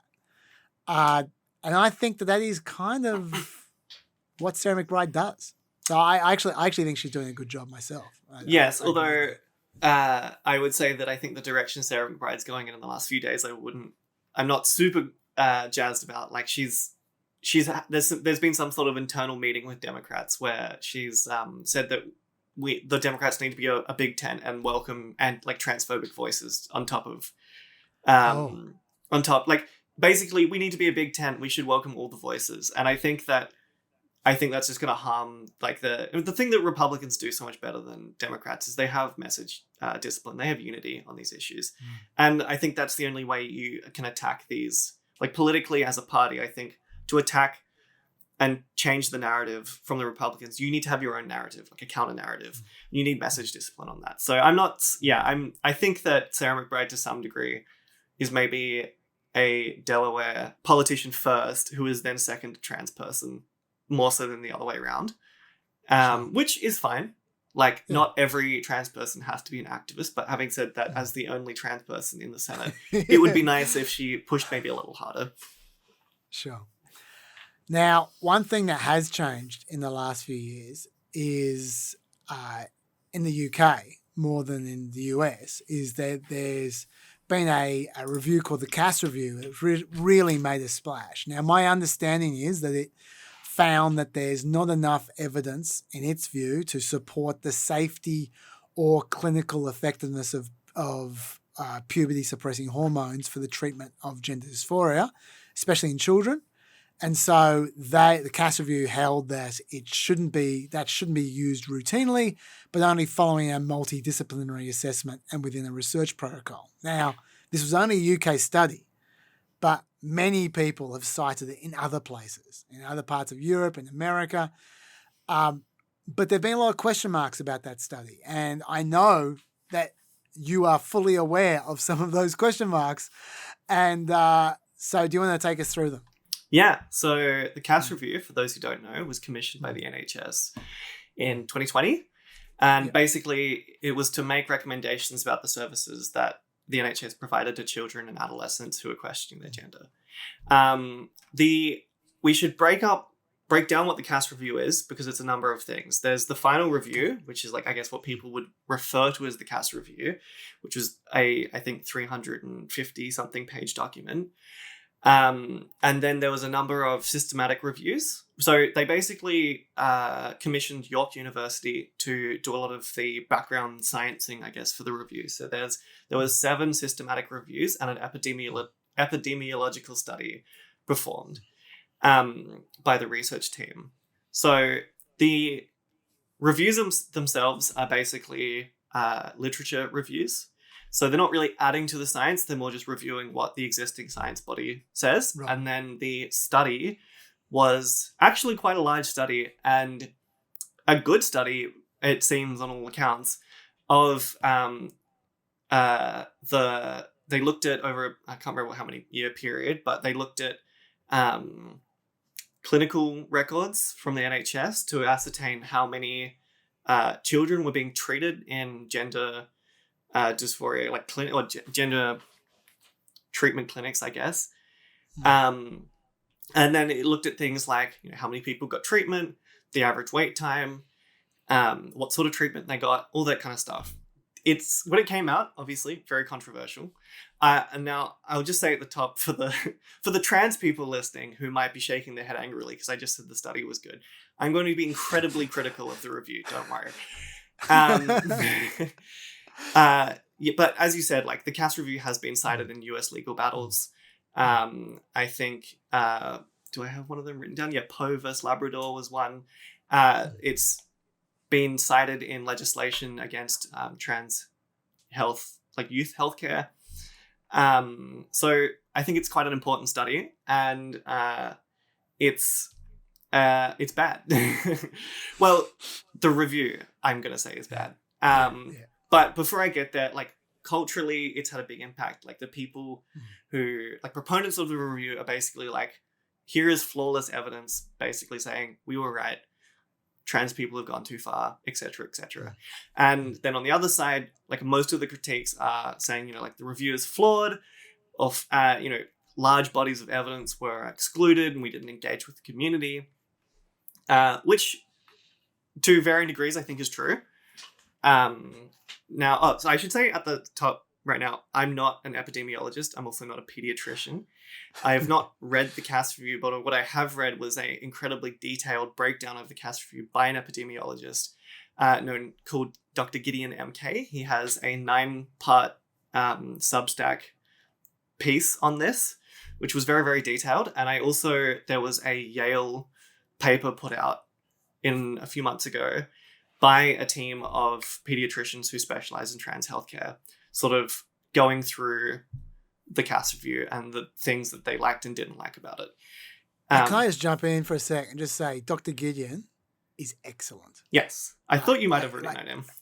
Yeah, no, I do. I've been following him for a long time. He's very, very good. I'm sure he's going to have many opinions about RFK I'm sure he will. I'm sure he will. Like I find him just when you're throwing around names that the listeners might have no idea about, I'm putting my credibility on the line about him. I definitely rate him. Yeah. There So right at the top, I'll say, so the Yale paper basically says that the review completely excluded any pediatricians who specialized in trans health from the design of the review and how the review was conducted. The review basically stated that any clinician that was involved in trans healthcare or trans research is biased. I think that's crazy because, in my opinion, and this is my frustration as someone who works in climate science and is trans, is that it's like the two fields of science where being in that field of science makes you biased and not trustworthy. If you did a research study on like heart attacks and didn't involve a cardiologist, people would ask questions. So anyway, that's one thing I'll say at the top, my first critique. And also many of the review's authors are unknown. So we don't know what their affiliations are, whether they'd have any like conflicts of interest, etc., etc. I'm not going to criticize Dr. Hilary Cass, the lead author of the review. I'm sure many people can make criticisms of her. I'm going to just criticize what she writes. I'll say that at the top. Now, one of the main things that gets critiqued about this from, I guess, trans people and allies is that the review discarded lots of research. Gideon claims or says that the process they went through of sort of describing papers as like low, medium, and high quality papers is a defensible process. It's basically looking at whether or not you can draw causality out of a paper. And if you can't, they're discarding it. And they do declare a methodology at the top for how they do that. So from Gideon's perspective, and he's more knowledgeable on this than me, he says this is defensible. This is not necessarily an issue. I will say here that the Yale paper was much more critical of this, saying that the way that they looked for evidence was very limited. So even if discarding the evidence they found was defensible, they didn't do a broad enough sweep of the literature. And they also had some critiques about how they did select the evidence.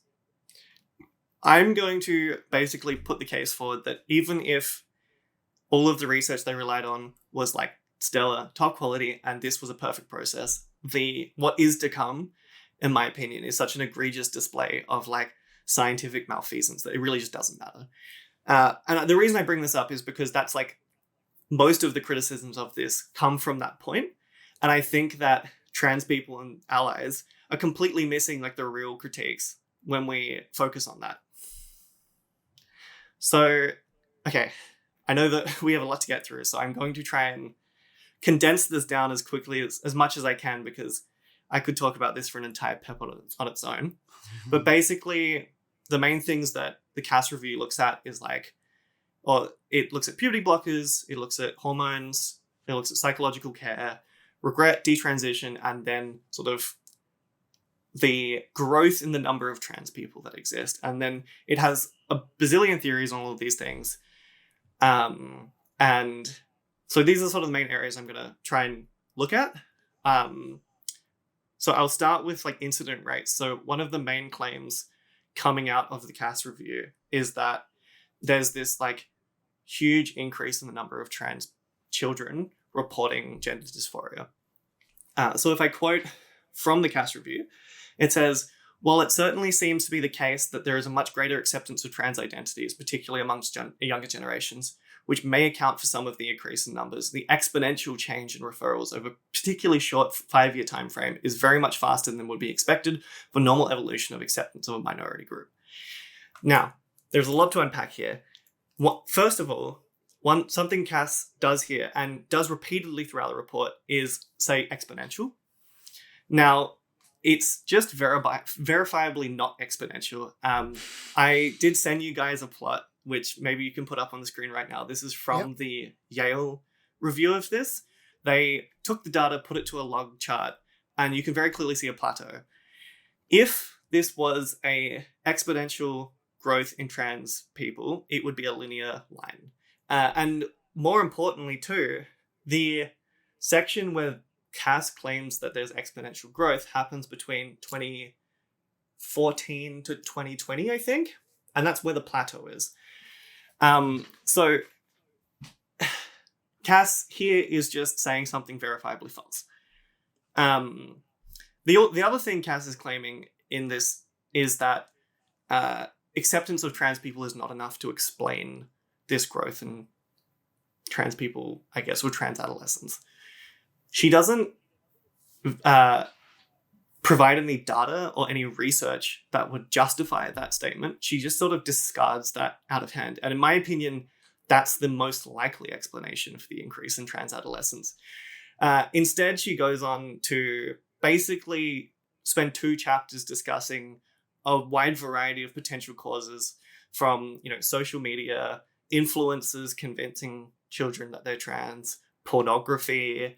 There's a very large number of these theories, and a lot of them come from completely unsubstantiated sources. It's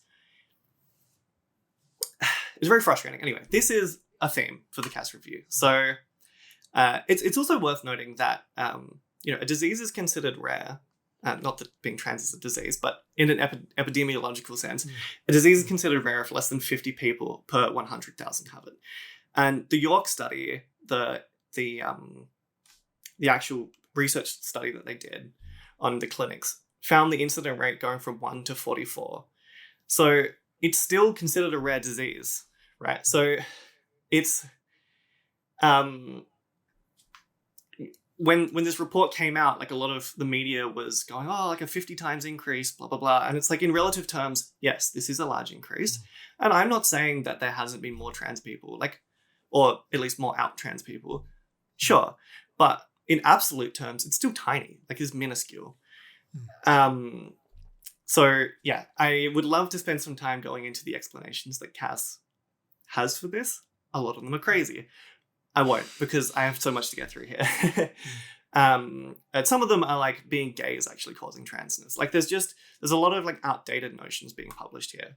I saw a really good, Gideon makes this point that more people in the UK are overdosed more children are overdosed by a doctor than there are trans children. And no one's talking about children being overdosed as some sort of crisis of UK healthcare. So just to put things in perspective.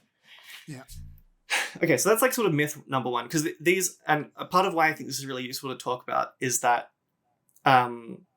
the criticizing the report can dispel so many myths that the anti-trans movement just discusses broadly, not just in the UK, but in America as well. One of the other myths is the over-medication of trans youth. They always talk about how puberty blockers are being handed out like lollies. The retrospective study, Cass makes this claim, and the thing is that you can, once again, verify that this is false from Cass's own data. So the retrospective study that Cass's team did, which was buried in their appendices and barely referenced, looked at nearly 4,000 children. It was 3,782 kids with a diagnosis of dysphoria in the data set. Only 176 of those were ever prescribed blockers, and 302 ever got hormones. That's less than 10% of the children in the data set with a diagnosis of gender dysphoria. The wait time for clinics was years long. It was not uncommon to see 3 years. And then after getting into the clinic, you had on average 6 appointments before you would see an endocrinologist. And there was a wait list to see the endo. So the notion, and you don't get you don't get prescribed the hormones until you see the endo, I guess, is the important thing to add there. And then I'm just going to, as an aside, mention this right now. Of the entire data set, only 10 patients of the total detransitioned. So the detransition rate was 0.3%, which is tiny. And that's going to come up later because, as I said, this is a good study, which does not get referenced by Cass, and it was made by her own team. Yeah. So Gideon makes the point that this study was one of the biggest and most comprehensive studies of children attending GID clinics. So treatment clinics for people with gender dysphoria. And, he himself says this study was buried by the report and contained evidence dispelling most of the myths put forward by the report. Okay. Detransition and regret. This is a big one, and this comes up a lot in America as well. Oh, yeah. Cass describes, as part of building her case for the trans phenomenon, as I'm calling it, I don't think she called it that. Basically, one of the things she says is that, yeah, maybe there's all these kids saying that they're trans as like a 15-year-old, but they grow out of being trans as adults. And so in discussing this and evidencing this, she relies on research from the 80s. There's been research since the 80s on detransition. We'll say that up front. And part of the research that they rely on for this, these are chapters chapters in books or papers written by pediatricians who worked in clinics that we now know of as conversion therapy clinics. So I'm going to read you a quote from a paper that Cass cites positively. This is from that paper, so not from the Cass review. In my view, offering treatment to a child, either on his or her own or through parental consent, can be justified for a relatively simple reason. Cross-gender identification constitutes a potentially problematic developmental condition. Taken to its extreme, the outcome appears to be transsexualism. This is a paper being positively cited by the Cass review, and basically the argument the Cass review puts forward is like, back in the day, you had all of these kids who reported having dysphoria as like teenagers, and then they became cis men or like cis whatever when they were an adult. One of the studies that she focuses on for this is an article that reviewed research of boys from the 60s and 70s that referred to clinics for presenting cross-gender behavior and how they became cis gay men as adults. The cross-gender behavior in question is having mostly female friends, playing with dolls, and lack of participation in rough sports. These are not trans children. Like, this is just gay boys. Like, in the 60s and 70s, like our conception of gender is so different to what it was back then. I mean, this is a period of time in which being gay was like banned. It was illegal, So like Cass is relying on research that's decades old that is not even necessarily looking at trans children. And then using that basically as evidence to say, look, the detransition rate is actually like really high. It used to be higher. And the reason we should like not give trans children medication right now is because they're going to grow out of it. So, I mean, they also ignore, for example, they ignore their own data on detransition for a start. As I mentioned earlier, 0.3% detransition rate in their own study. They ignore the fact also on top of this, and this is very common when we discuss detransition, is that every single person who detransitions is not trans. And that's not true. I would almost go so far as to say that the minority of people who detransition are not trans. There was a survey done in the US of 27,000 transgender adults in the US. Of the 13% who detransitioned, 80% of those listed familial pressure, employment difficulty, inability to access care as influential factors. So, and I've seen this myself. There are so many trans people who give up. They go, I'm trans. I can't do this anymore. It's too hard. It's too painful. I'm losing loved ones or like whatever it is. And they just detransition. But that's not the same as these people are not trans anymore. So that's just one. I think that's a very important point to note. So this is a very frustrating segment. She's in the Cass review itself. They also say at the top, conversion therapy is bad. So it's really weird then that they cite papers from conversion therapy clinics. I mean, that chapter I read a moment ago from that paper saying how we should treat transsexualism. After that quote, the chapter then goes on to describe the various methods for extinguishing cross-gender behavior, with a range of treatments, reinforcement to punishment. Like, this is the sort of, material that Cass is working with to like get to these sort of arguments. And on that note, we have good research on detransition. There's 2 Dutch studies that came out relatively recently with as close as you could get to 100% follow-up because of how well organized the Dutch medical system is. They looked at a clinic that had been running for 20 years. So many of the people that would have been involved in this study would have been transitioned for at least over a decade. And it looked at a 4-year period of that clinic and found only 5% of people stopped taking medication. That's a really, really good success rate. I mean, for any other medical treatment, 95% success rate is amazing. So anyway, that's all I'll say on that. So, I mean, Gideon summarizes this. The CAS review refers several times how drastically the clinical population has changed from early services of gender therapy, but never discusses how these services were provided in a context where transsexualism was a formal health diagnosis, homosexuality was criminalized or recently decriminalized, and gender-related care mostly focused on convincing children they were not, in fact, transgender. Okay, so let's get into the medical interventions. Puberty blockers, hormones. I will stay at the start too. Puberty blockers were not designed for trans children. They were a medication that pre-exists trans people. It was a thing designed to treat precocious puberty, which is a condition where someone could to start going through puberty at a really young age, usually around 7, but even sometimes 3. Those children would take puberty blockers, sometimes for years, until roughly about 10, 11, 12, whenever their GP goes, yeah, it's time you start puberty now. And then they will stop and they will just have regular puberty. Because of this, the side effects are reasonably well understood because it's a treatment that's existed for a while. Although, having said that, most people only take them for a few years. I think it's relatively rare for someone to take puberty blockers for 10 years, for example. Yeah. And, for some trans people, trans children, they might go on puberty blockers for quite a long time. That's basically the only concern I think we could think of there. I mean, the CAS review, again, I don't have time to get into this, but the CAS review makes a bunch of spurious speculations around the potential risks of puberty blockers, but has no research to back that up. It just seems to be common sense, but questionably common sense thoughts being published in this government paid for review. Anyway, the logic for trans people is that if a child is questioning their gender but is not certain that they want to take HRT or whatever, they go on puberty blockers and that just pauses it. Pauses puberty, gives them time to think about it.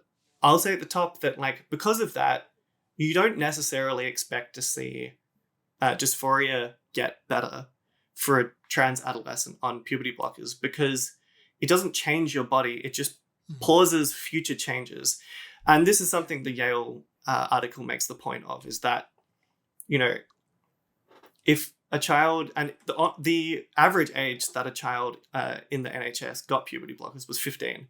You've experienced a lot of puberty by 15. Yeah. And so I wouldn't be surprised if a child who went on puberty blockers at 15 still felt dysphoric. But this is sort of the crux of Cass's argument, is that, they look at the review of the literature. They do discard a lot of the literature as being low quality. As I said, I'm not going to get into that. There is a debate on that. Fine, whatever. But of the papers that they do consider, none of them even considered, or almost all of them didn't even consider potential upsides to mental health for using puberty blockers. So these things weren't even measured. So you can't even make a comment on that in the studies that they did consider. And then the studies were so limited, there was really not that many papers that they considered in the end due to what they considered high quality research. From the papers they did consider, there seemed to be some benefits associated with blockers with a lot of uncertainty. I guess scientifically from what they did consider, you could say, yeah, maybe not, is basically the takeaway. The CAS review takes the most extreme position you can from this, which is just calling for a ban of puberty blockers. Now, at no point in the review does she specifically say puberty blockers should be banned, but the language she uses in writing it about it is constituting effectively a ban. I mean, it's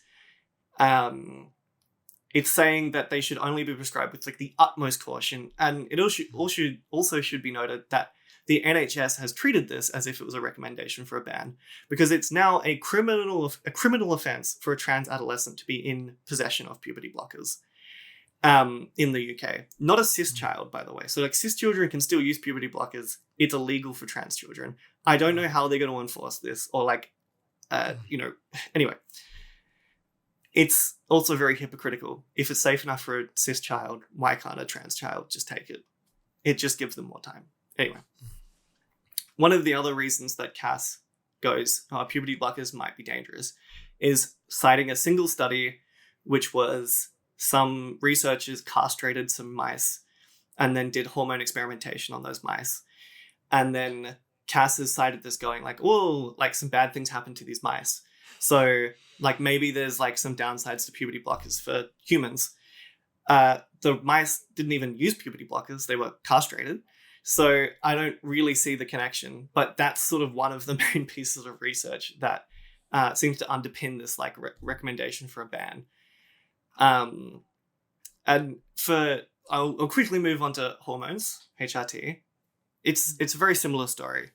The stance on HRT for Cass is basically adolescents shouldn't get them. And much like with puberty blockers, they discarded a lot of the research. Of the research they did consider, all of them had positive outcomes. So even if the research body they've considered is small and not necessarily there's not heaps of it, in this case, unlike the puberty blockers, every study did show that there was a benefit to trans adolescents who took hormones. Here, Cass then misinterprets the data. I mean, she claims inconclusivity on like suicidality after HRT. 3 of the 4 studies showed improvements, 1 showed no change. This is conclusive. If 75% of your studies show an improvement in suicide rates after treatment and 1 doesn't show a change, you've got a conclusive body of evidence there. The arguments that Cass gets to banning HRT become a little bit more sort of pseudoscientific here. She basically argues that bad mental health is causing children to develop feelings of dysphoria, and those underlying issues should be treated. Not a single study had any evidence suggesting mental health causes transness. I mean, I should just say that very clearly. Also, almost every trans child receiving some sort of treatment is also receiving psychological care. Like, that's just across the board true. So they are being treated for their underlying, or for, not underlying, but the other, depression or anxiety or like whatever. I mean, Cass cites a Finnish paper stating there's no link between medical intervention and suicide, which is odd given that the paper showed a 70% reduction in suicide after intervention. So Cass seems to get to an HRT ban through ignoring all positive evidence, misinterpreting suicide studies, and citing unsubstantiated theories on the causality of being trans. Look, there's so much that could be said about this. I'm condensing this down. There are so many bad examples. Like this whole piece is so bad faith. And then the very final modal of care is psychological care. In the UK now, it's the only care that trans adolescents can get. They basically can't get any medical intervention. This is the only intervention they get. Which is sad because the review for this found not a single paper that showed that psychological care by itself improved outcomes for trans children. And also, beyond that, I talked to her earlier about like declaring a methodology for how they sorted through research and discarding low-quality papers, etc. They, for some reason, changed their methodology specifically for the review looking at psychological care without explaining why and without explaining their reasons. And the method that they'd used for all the other reviews would have discarded almost every paper that they considered for this section. So it kind of feels like you're picking and choosing methods here of considering research or considering science so that you can find something. I won't bother reading the quote from Cass, but basically she just recommends psychological treatment as the most reasonable treatment. as I said, not a single study actually actually most of the studies didn't even, not a single study even considered psychological care as an intervention to improve gender dysphoria. Instead, what all of these studies were general studies of mental health, and then they took the subset of trans children from that and went like, oh, are they happier after seeing a psychologist? If that makes sense. So there was actually no research that could have backed up any assertion that psychological care is like the best outcome. Anyway, so Gideon, actually, I'll quote Gideon here. The shocking part is the incredibly dubious, arguably even pseudoscientific interpretation by the authors of the CAS review, when talking about, the results of the study as, psychosocial treatments being like the sort of the best treatment. They're picking and choosing methodologies. It feels dicey. Okay, I will summarize. It's a criminal offense for trans children in the UK to have puberty blockers. As I said, medical interventions are effectively banned in the UK. Prior to the review, there were 4 clinics that saw children. Those were closed. 2 new ones eventually opened in 2024 after a period of 2 years when new patients were not taken. But the CAS review also, by the way, states many times that like these children should have care. They should have resources available to them. But the outcome of the review is basically less care, less resources. It says that there should be research done into these things, that there should be more research on like puberty blockers, etc. And she could have said like, during the time in which that research is done, we should ban puberty blockers, but outside of that, we should continue to give them, etc. I mean, I would take issue with that, but at the same time, it would be more reasonable than what she did do. There's been a board set up to do research on these issues. The timeline for when they actually start the research, incredibly unclear. So it's now just become like, I guess maybe sometime in the next decade, they'll do some research. And then maybe after that, trans children will have medical care again, is basically the outcome for this. The CAS review writes as if it's context-free. When you're reading it, you're left with the impression that there isn't one particular treatment CAS believes in over the other. But like, when you really read the whole thing, it's implicitly recommending psychological and psychosocial treatments above all the medical interventions. I mean, I will finish with one example, I think, that's just such a perfect example of summarizing this, which is a quote from CAS. Research commentators recommend more investigation into consumption of online pornography and gender dysphoria is needed. Some researchers suggest that exploration with gender questioning youth should also include consideration of their engagement with pornographic content. She's basically saying that watching porn is causing people to be trans here. And when you look up where she's referencing this from, it's not from a paper, it's from an opinion piece by a psychiatrist. And the opinion piece itself presents no data or any correlations to back up the assertion. It just argues that teen girls may be disgusted with the way that women are presented in pornography. And then they get dysphoria and go, I'm going to be a man because of that. The author of this opinion piece is affiliated to an anti-trans group who believes transness is a mental illness. And on top of that, nowhere in the report does CAS mention any of these things. Like, CAS does not say this is unsubstantiated or like this is not backed up. It's just there, right? I think Gideon summarizes this perfectly. This is when he was discussing psychological interventions. This is one of the most scientifically problematic parts of the review, and it really undermines the entire rationale of the document. Medical interventions are assumed to have lifelong harms based on Reddit posts and studies on rats whose ovaries were removed. Meanwhile, any data for benefits has to be totally unassailable to be counted as good evidence. But for non-medical interventions, particularly those that don't support trans kids in their transition, literally any data will do. The only therapies that recommended by the CAS review are supported by the lowest quality evidence in the entire document. Mic drop. Thanks, Gideon. Nice. I got a few thoughts. The first one was going way back because I was wanting to let you just go on uninterrupted. But the way back when you were talking about the increase in numbers of transgender children and how CAS was blown away by that increase.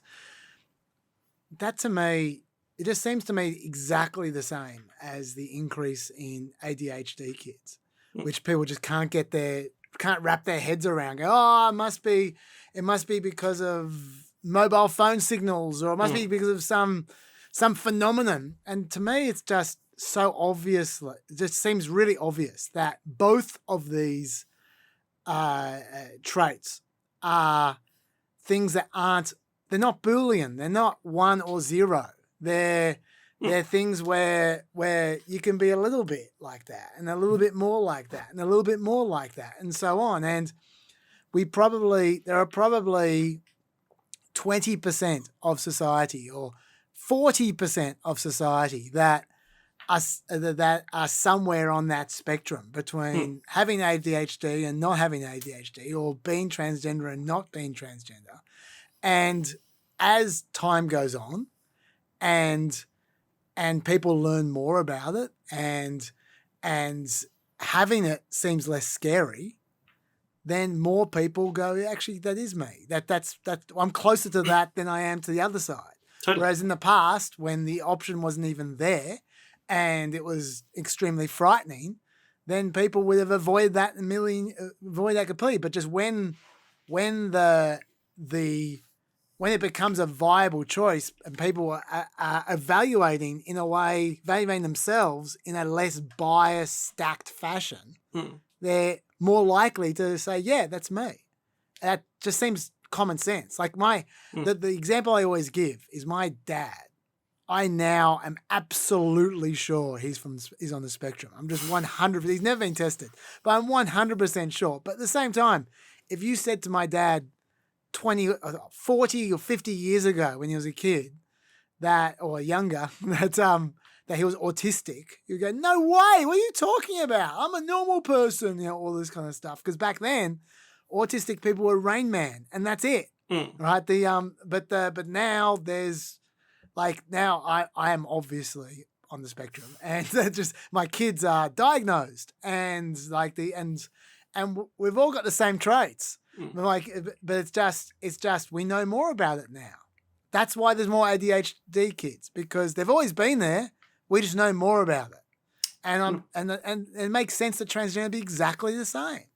So I just can't understand why people can't get that in their head. It seems kind of obvious, but yeah, whatever. I agree. I agree, Dr. Cass. It does seem obvious. But anyway, and that's why I expect over the next, projecting forward 50 years, I bet there's more transgender people again, because right now we're still at the early stages of how you deal with it. Like the way you introduce yourself at the beginning, you say, I'm fortunate that I could afford some surgeries. There was the surgeries that are going to be around in 50 years' time or 100 years' time are going to make your surgeries look terrible, and they're going to be a lot cheaper. And when it's not so, just the idea of going through a gender transition, I don't need to tell you this, I imagine is extremely scary, with today's technology. You go, well, what the hell's going to happen to me? I can totally see why someone, if they were kind of half and half, or even 3/4 a quarter, or even 90%, 10%, would go, let's not take the risk. Well, I can totally see that. Yes, and this is the thing too, is that there's plenty of non-binary people who don't want to medically transition. And there's also plenty, not everyone wants to medically transition. I'll just say that, but understand that, yeah. And so one of the things that Gideon says makes the point, I think he's agreeing with you here, is that as our diagnostic criteria for what makes you trans expands, as we understand it more, there will inevitably be more people that are diagnosed with that. The DSM-5, which is the American model of care, changed, I think, in 2013. And before then, being trans was a pathologized thing. It was a mental health. It was like a mental illness, basically. And after that, they changed it to a diagnosis of gender dysphoria. I think before that it was gender identity something. I can't remember. But, that change of diagnostic criteria, acknowledging that people experience gender dysphoria, will make a difference in the number of people diagnosed. And I didn't mention that here because I'm not 100% certain on whether the UK used that model of care. I think that Europe mostly uses a model of care called ICP 11 now. which, by the way, also changed in 2017 from ICP-10, which also pathologized trans people as mental illness. And even going through transition, like especially, I think we're quite lucky in Australia and like America, and not that it's easy, don't get me wrong, but in certain parts of Europe, for example, they still have incredibly, I would say, cruel practices for the things that they required you to do to get access to like medication. Like I can't remember which countries, but there are certain countries where you're supposed to present socially as a woman, for example, for an entire year before you're given access to medication. I didn't present as a woman after 3 years on hormones because it's terrifying. And also you are exposed to a shitload of bigotry when you're obviously trans. And that's not fun. Like it's, for many people, for many trans people and trans women especially, like we have a term called boy moding, which is that you're a woman, but you're pretending to be a guy because you don't pass yet. And when you are visibly trans, it's not pleasant. In society, you get called like slurs by like random passersby. You get lots of looks, and like there are plenty of trans people who are out loud and proud. And I'm not saying that that's wrong. Like that's great.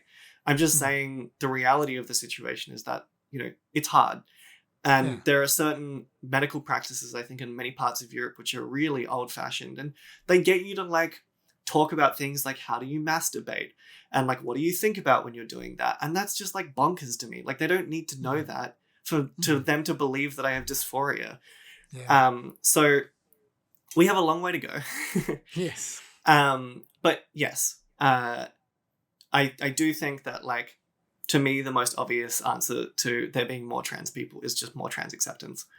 Yeah, I was going to say as well, for precisely the reason that we've just been saying, I personally think, regardless of what the laws are in society, regardless of how much trans acceptance there is amongst the medical community and all the rest of it, it should be critical for there to be as much research as possible going on all the time, because everything is changing every couple of years in this area. This is new science, and in 5 years' time, it'll be new science again. And in 5 years' time after that, it'll be new science again. And so I find really disturbing that last part you were talking about how maybe in 10 years' time we'll do a little bit of research and we'll get back to you. It should be just every year, there should be just constant research on this stuff. Because it's just like, and the idea of using stuff from the 80s as evidence is just insane to me. Like nothing should be relevant that's more than 10 years old. That nothing. And I personally think 5 years old. Like I think it should just be a constant regeneration of research. And we're going to get to this with some of the Trump stuff. Like the fact that it's actually anti-research is my biggest problem with it. Like I mean, the CAS review is a good example too of like the research is often on our side. They just then choose to ignore it. Like I also want more research, and I am very confident more research will just turn out that we should, provide healthcare to trans people. And I'm not saying that with any bias. I'm a trans person. Healthcare has worked for me. I'm confident it will work for other trans people, and I don't think that's like a radical thing to say. Yeah, sure. Let me ask you though that do you feel like, let's take the UK at the moment, which is basically being dictated to by this review, which don't have much confidence in.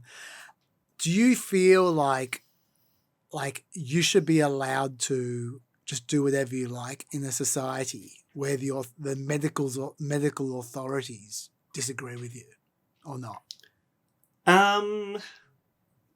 For you, no. No, I think that like there's got to be, not everyone knows how to. That's a very big question. Like broadly, no, I think there's obviously has to be some limitations, and like we push people in society to do things because it's not good for them. Like we try and suggest, hey, you don't smoke, things like that. But at the same time, like I think this wouldn't be a question if the politics of it and the engaged with the medical research in good faith. Like I think to me, the medical research is overwhelmingly in favor of healthcare for trans people. And as I said at the top, we don't want to give trans healthcare to people who aren't trans. We just want to make sure trans people get the healthcare. And I think it's a good time to say the reality of this is that if you ban medication to trans people, there will be a number of trans people who will do it themselves. And that's, potentially dangerous. But I'm also not going to tell them off for doing that because I get it. Like, this is a life-saving medication. And the thing I didn't get into is that, a lot of trans people do kill themselves. And especially trans people who do not have healthcare. And I think that the political conversation about this in the UK and America from the right is they would rather keep that 5% from never having transitioned and then run the risk of that 95% having whatever the percentage suicide rate is. So the priority is just, in my opinion, completely backwards. Also, for things like puberty blockers, they're reversible. So it's ridiculous to me to, anyway. That's okay.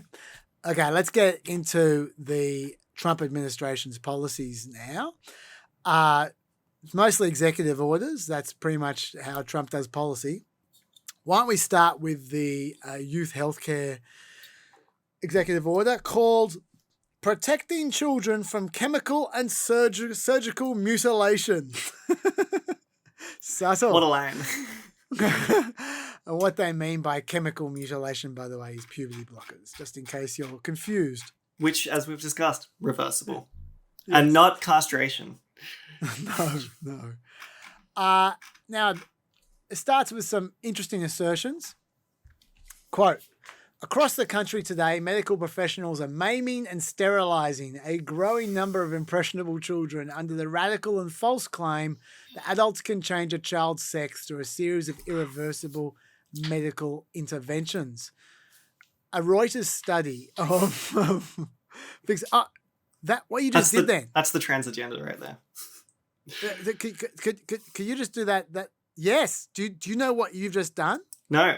Is it devil horns? Yeah. That's what it used to be, but you have just. This is something which I excised from today's PEP because I was coincidentally because I was trying to create room for as much of your stuff as possible. But what you're going to hear about on the next PEP with Dr. Dave is when I talk about the Alien Enemies Act. That is one of their prime pieces of proof that you're a member of Trendaragua, that they do that. So there you go. You have just exposed yourself. Come and get me, Trump. As being fit for an El Salvador prison. I'm sure the CIA knows where I live. Anyway, so now a Reuters study of figures from 2017 through to 2021 found that at least 121,000 children aged 6 to 17 were diagnosed with gender dysphoria during those 4 years in America. At least 4,780 started on puberty blockers. Now, those numbers would undoubtedly have increased since then. I'm not suggesting those are the numbers today. That's 4 years ago, right? But what I'm interested in is the percentage of kids with gender dysphoria who started puberty blockers, to your point earlier. And that share, for those who haven't done the maths, is 4%. A separate Harvard study found fewer than 0.1% of adolescents, not adolescents with gender dysphoria, adolescents in total, received drugs for gender-affirming care between 2018 and 2022. No patient under 12 years old who is transgender or gender diverse received hormones. So it's not like they handed out lightly, okay? 4% of gender dysphoria, people with gender dysphoria got puberty blockers. Quote, this is more quote from the executive order. We're back. We've left reality again. Countless children soon regret that they have been mutilated and begin to grasp the horrifying tragedy that they will never be able to conceive children of their own or nurture their children through breastfeeding. Now, I don't know what countless means. I've been searching for detransitioning numbers in America amongst children. I can't find any reliable figures. Well, there's a I reason that they have to fly around one detransition at every, a legislature in America. It's because there's not many of them. Yeah. Hey, there's many trans women who'll be able to breastfeed their children after hormones, so don't worry about it, Trump. There you go. It all balances out. But yeah, so look, so I don't know about their assertions, but just that's how the executive order starts. If people want to know the tone, what does it do? It says that the World Professional Association for Transgender Health, WPATH guidelines, they say lack scientific integrity, and they say agencies shall rescind or amend all policies that rely on WPATH guidelines. What they don't do is suggest any alternatives. For what it's worth, the mandates went against the guidance of the American Medical Association, the American Academy of Pediatrics, the American Psychiatric Association, the American College of Obstetricians and Gynecologists. When I say the guidelines, I mean the guidelines that Trump is about to say.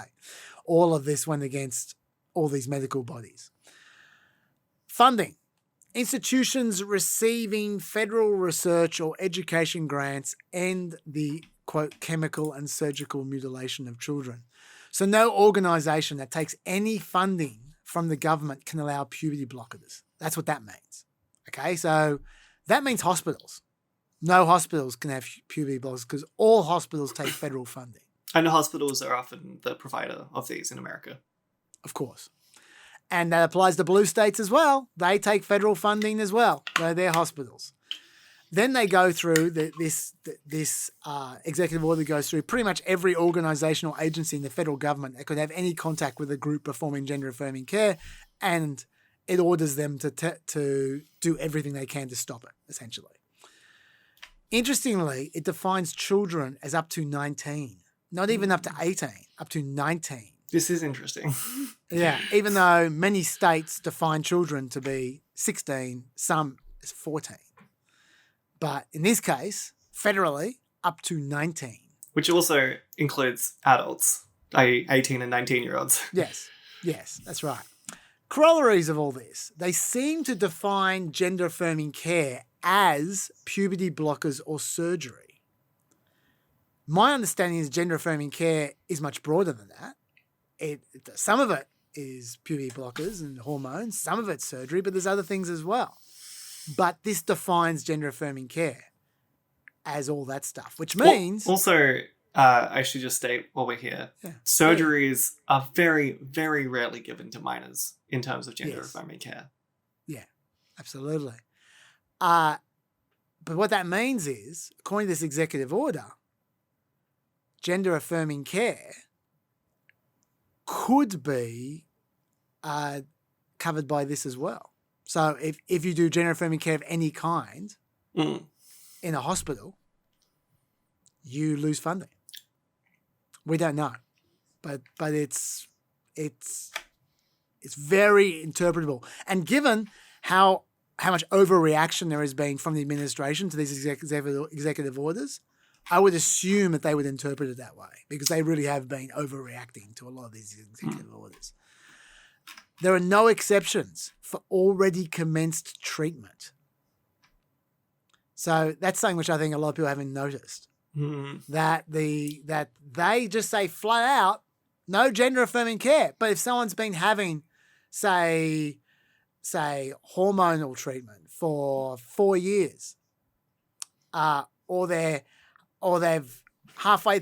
gotten the surgery and then they need hormones as well to deal with it, too bad. You're fucked. So you have the worst of all worlds. You're halfway through a transition when they stop you. And that's actually important too. Not that children are getting this surgery, but for people who have had, like for trans women who had bottom surgery, when you don't have testicles anymore, you need some like testosterone. Oh my God, been talking too much. Testosterone and estrogen. You need one of them, otherwise your bone density goes to shit. Yeah. So once you've had some of these surgeries, it is actually important that you maintain medication for health reasons. Yeah, and like you said, there's not a lot of surgeries, but they exist. And those people are fucked. So you were saying that this bill defines gender-affirming care as only medical? It includes... It refers to gender-affirming care solely with reference to medical stuff. It doesn't acknowledge that there is any other kind of gender-affirming care. So does that then mean that social transition stuff will not be targeted under this, or potentially? This is what I'm saying. Like, there's a lot of grey zone here. Yeah. Which is, you don't want to have grey zone with this administration because they tend to take the grey zone. Yes. Yeah. Another corollary of this is that gender affirming care and puberty blockers, surgery, they're not outlawed by this at all. But so those who can self-fund treatment, they're fine. They can pursue their medical or surgical care, just not in the hospital or a place where you'd actually want to pursue it. But if they can afford it, if they can afford the Richie Rich treatment and get someone to come to their mansion, then they're fine. Great. An important ramification, given what I was saying before, there is no exception for research. Any research organization of any quality in America is going to take money from the government. There is literally not a single medical research organization of any repute that doesn't take some money from the government. So that is effectively banning research on the issue, which I think is really bad. Even though, according to them, there's no quality research. They start off by having to go at WPATH and going, oh, these guidelines are shit. We need better research. Okay, well, why don't you allow that research to happen? They're not. And there is a hidden sting in the tail if those weren't enough. Quote, prioritize enforcement of protections against female genital mutilation is one of the points. So it's, read between the lines, it's threatening to charge doctors who perform surgeries with genital mutilation. Which they're doing because that's an existing law. Yeah. So they're trying to co-opt an existing law. Yeah. Okay, so what's your take on all this? It's bad. I'm surprised. Well, I think it's sort of a ongoing trend of the Trump administration, which is that one of the levers that they have is funding. I mean, they're doing this with the education department as well, although I wonder how they'll do that if they dismantle it. We did see cases of hospitals complying with this in advance. I mean, this executive order, I don't know if it's in court yet. It's going to be in court if it's not already in court. We'll get to that. And it very troubling to see, a number of medical institutions just comply in advance with this out of, I guess, fear of retribution, which is what they want. I mean, they want to just, as you said, like, they're like, this research is bad, but then they don't, fund any more research. It's because they don't actually want to allow any more research. Yeah, it's not just they don't fund it, they don't allow it. They just don't want trans people to exist. I mean, that's just the long and short of it. And they're just coming up with, I don't know, nice language to get to that. I think another thing that I read is that some of the languages in this executive order could also be used to target insurance agencies, or the way insurance is provided to trans care. Because I think WPATH guidelines is often how insurance agencies decide what's considered gender affirming care, what isn't, and therefore like how coverage is provided. And this executive order could like go to some way of forcing health insurance agencies to not provide gender affirming care as a coverage. And I don't know if this is the order, but somewhere in there they also explicitly target the TRICARE, which is the military health insurance. Yeah. Yeah, yes. That is true. Yeah, they do. They do. That's one of the ones that they mentioned. Well, TRICARE with respect to children. But yes, yeah. To your point, the point you made before about the preemptive surrender from various hospitals was a point I was just about to make. That there are real blue state issues here because, like, in New York, the Attorney General published a letter warning hospitals that withholding services on the basis of gender, which in New York, transgender is on the basis of gender. I say that because of an executive order that's coming up. But it violates state law, they said. And some have, as you say, they've just folded anyway. Now you might go, well, hang on. Why don't you apply the same rules to them that you applied to the third law firm earlier on, going, this is a lot of money. Of course they're going to fold. They can't afford to give up potentially billions of dollars because of treating, 3 or 4 people or whatever. And what I would say is it wasn't costing them anything at the time that they folded because you weren't sure about the court case. Let me tell you, there is a court case in Baltimore brought by 6 transgender kids and advocacy groups. They've already placed a national injunction on this executive order. So they're not defunding anyone. The bit that's had the national injunction specifically is the bit about defunding institutions that practice gender-affirming care. So, like Lambda Legal, which is one of the law firms involved, said the federal government, particularly this administration, has no right to insert itself in the conversations and decision-making that rightly belongs only to patients, their families, and their medical providers. And it looks like Trump's going to lose that case. The judge found that the executive order was likely to be found in violation of laws prohibiting discrimination on the basis of sex, as well as the Fifth Amendment's equal protection guarantees. And it wasn't a close thing. This is a quote from the judge. The court cannot fathom discrimination more direct than the plain pronouncement of a policy resting on the premise that the group to which the policy is directed does not exist. So that judge is not about to rule in favour of this executive order. The judge has already slapped the injunction on. Then they're going to lose the case. Now, yes, it's going to get appealed. Maybe the Supreme Court will uphold it. I don't think the Supreme Court's going to uphold it, I have to say, because even as we speak, in June, the Supreme Court have their own case called United States versus Scrametti, which is going to rule on whether state bans against children getting a gender affirming care is even legal. Like the Supreme Court at the moment, where they're at is it legal to ban it? Let alone is it allowed? Like they're definitely going to say it's allowed.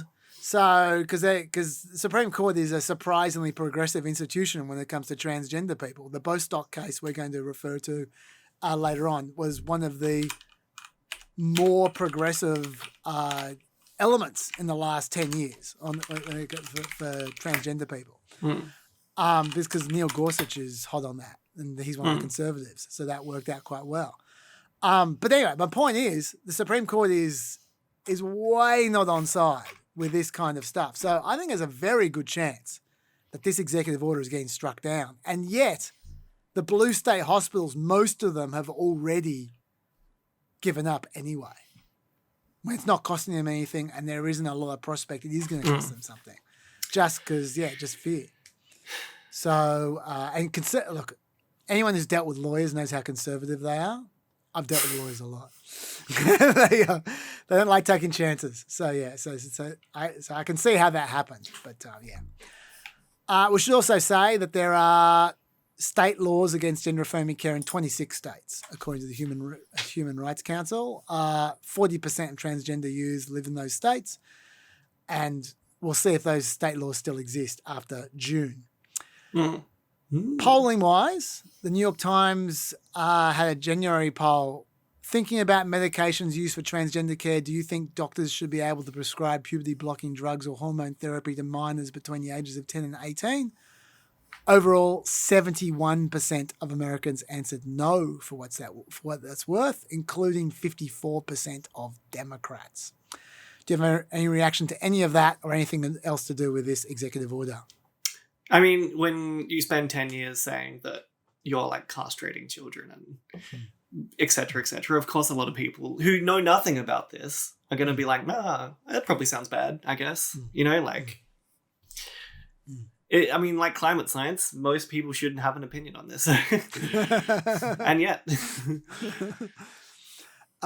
Anything else with this executive order or the issue before? Yeah, I mean, it's very sad that a lot of medical institutions are already sort of bowing out without a fight, because this will lead to deaths.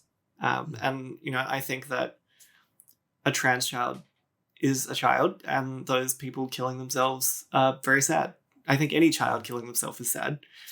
But I think that gets conveniently forgotten in this discussion often. Let's move on to the executive order called Defending Women from Gender Ideology Extremism and Restoring Biological Truth to the Federal Government. All got such catchy names.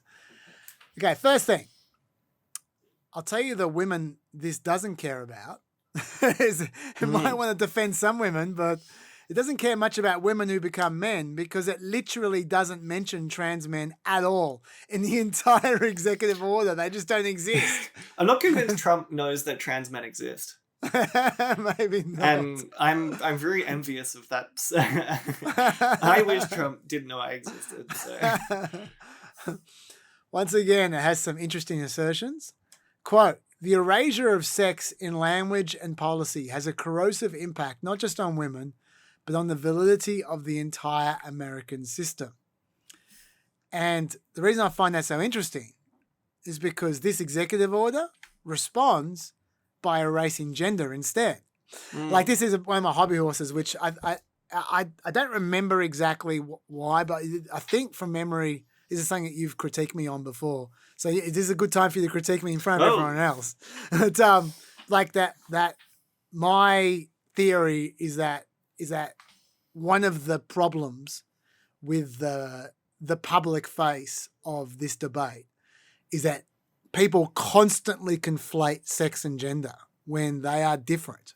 Like, gender is about psychological and social factors, and sex is about physical factors. Do you have a penis? Do you have a vagina? Versus, do you identify as a man or do you identify as a woman? And they are very different things. And the people use them interchangeably all the time. And I think that's part of the problem. Like, it's like when people talk about, oh, it's just basic biology. You can't be you can't identify as a man. Do you have a dick or not? Like, when people talk like that, you just go, well, hang on, you're talking sex. You're not talking about gender. Like, of course you can identify as something else when gender is something that is in your head, whereas sex is something that is on your body. They are two different things. And I feel like if we were clearer about that there'd be less misunderstandings. That's something I say all the time. And I wish the law was clearer about that, rather than just swinging to just ignoring gender as if it doesn't exist at all. But, I mean, have I misremembered you? Do you agree with me on that, or do you disagree? I think it's complex. I mean, broadly, yes, sex and gender are like two distinct or semi-distinct concepts. I think the thing is that if I was to genuinely have this conversation, I would say that they are intermingled to a certain degree. And like, there is a lot of complexity here. And also, you know, for trans people who medically transition, like, you grow the secondary sex characteristics of the gender you identify with. So it's not like so black and white. Like, I have breasts and I've grown those myself. Like, they're not put there by a surgeon. And, you know, for people who get like bottom surgery, you have a vagina. Like, it's, so I don't think it's that simple, but I think for the purposes of this discussion, we should be separating those two ideas. And especially when it comes to like non-binary people, like, yes, gender is like a separate thing. But I think where it gets conflated is by people on the right who do it very intentionally. And they want people to think trans women are men. They want people to think trans men are women. Because that serves their argument. I mean, like, when we talk about like bathroom bills and all these kind of things, yeah, I'm sure there are like many women who feel legitimately anxious about men coming into the bathroom because they've had, they've been assaulted in the past or something like that. They're not scared of trans women, they're scared of men. And when right-wing commentators and culture warriors convince those people trans women are men, then they become scared of trans women. And like the reality of I'm getting on a tangent here, but like the reality of this, and I mentioned this earlier, trans women have much more in common with cis women on this issue than the other way around. Trans women are also sexually assaulted quite a lot. They're also assaulted by men quite a lot. Like this, we are also victims of this behavior. Anyway, that's my thoughts on that. Sure. The bill also, so the executive order also defines male and female. I won't even go into details because it just doesn't matter. But it's just interesting to me that that Trump wants to define it rather than lean scientists do that right after complaining about the lack of people paying attention to science. I actually do think this matters. At least I'm curious. Yeah. I think the reason that they have defined male and female by some factor at conception is that they would like to use this in the future for a life at conception argument. Okay. That's when I read this, I thought, I wonder if they're trying to shoehorn two things in here, which is that they're talking about sex, but then they're also saying, hey, let's define sex as a thing that happens at conception, which it doesn't, so that they can build an argument, some sort of pseudo-medical argument for life at conception. That's my tin pot theory. Fair enough. What does this do? Okay, first of all, it recognises only two sexes. Quote, it's the policy of the United States to recognise two sexes, male and female. It directs the executive branch to enforce all sex protective laws to promote this reality.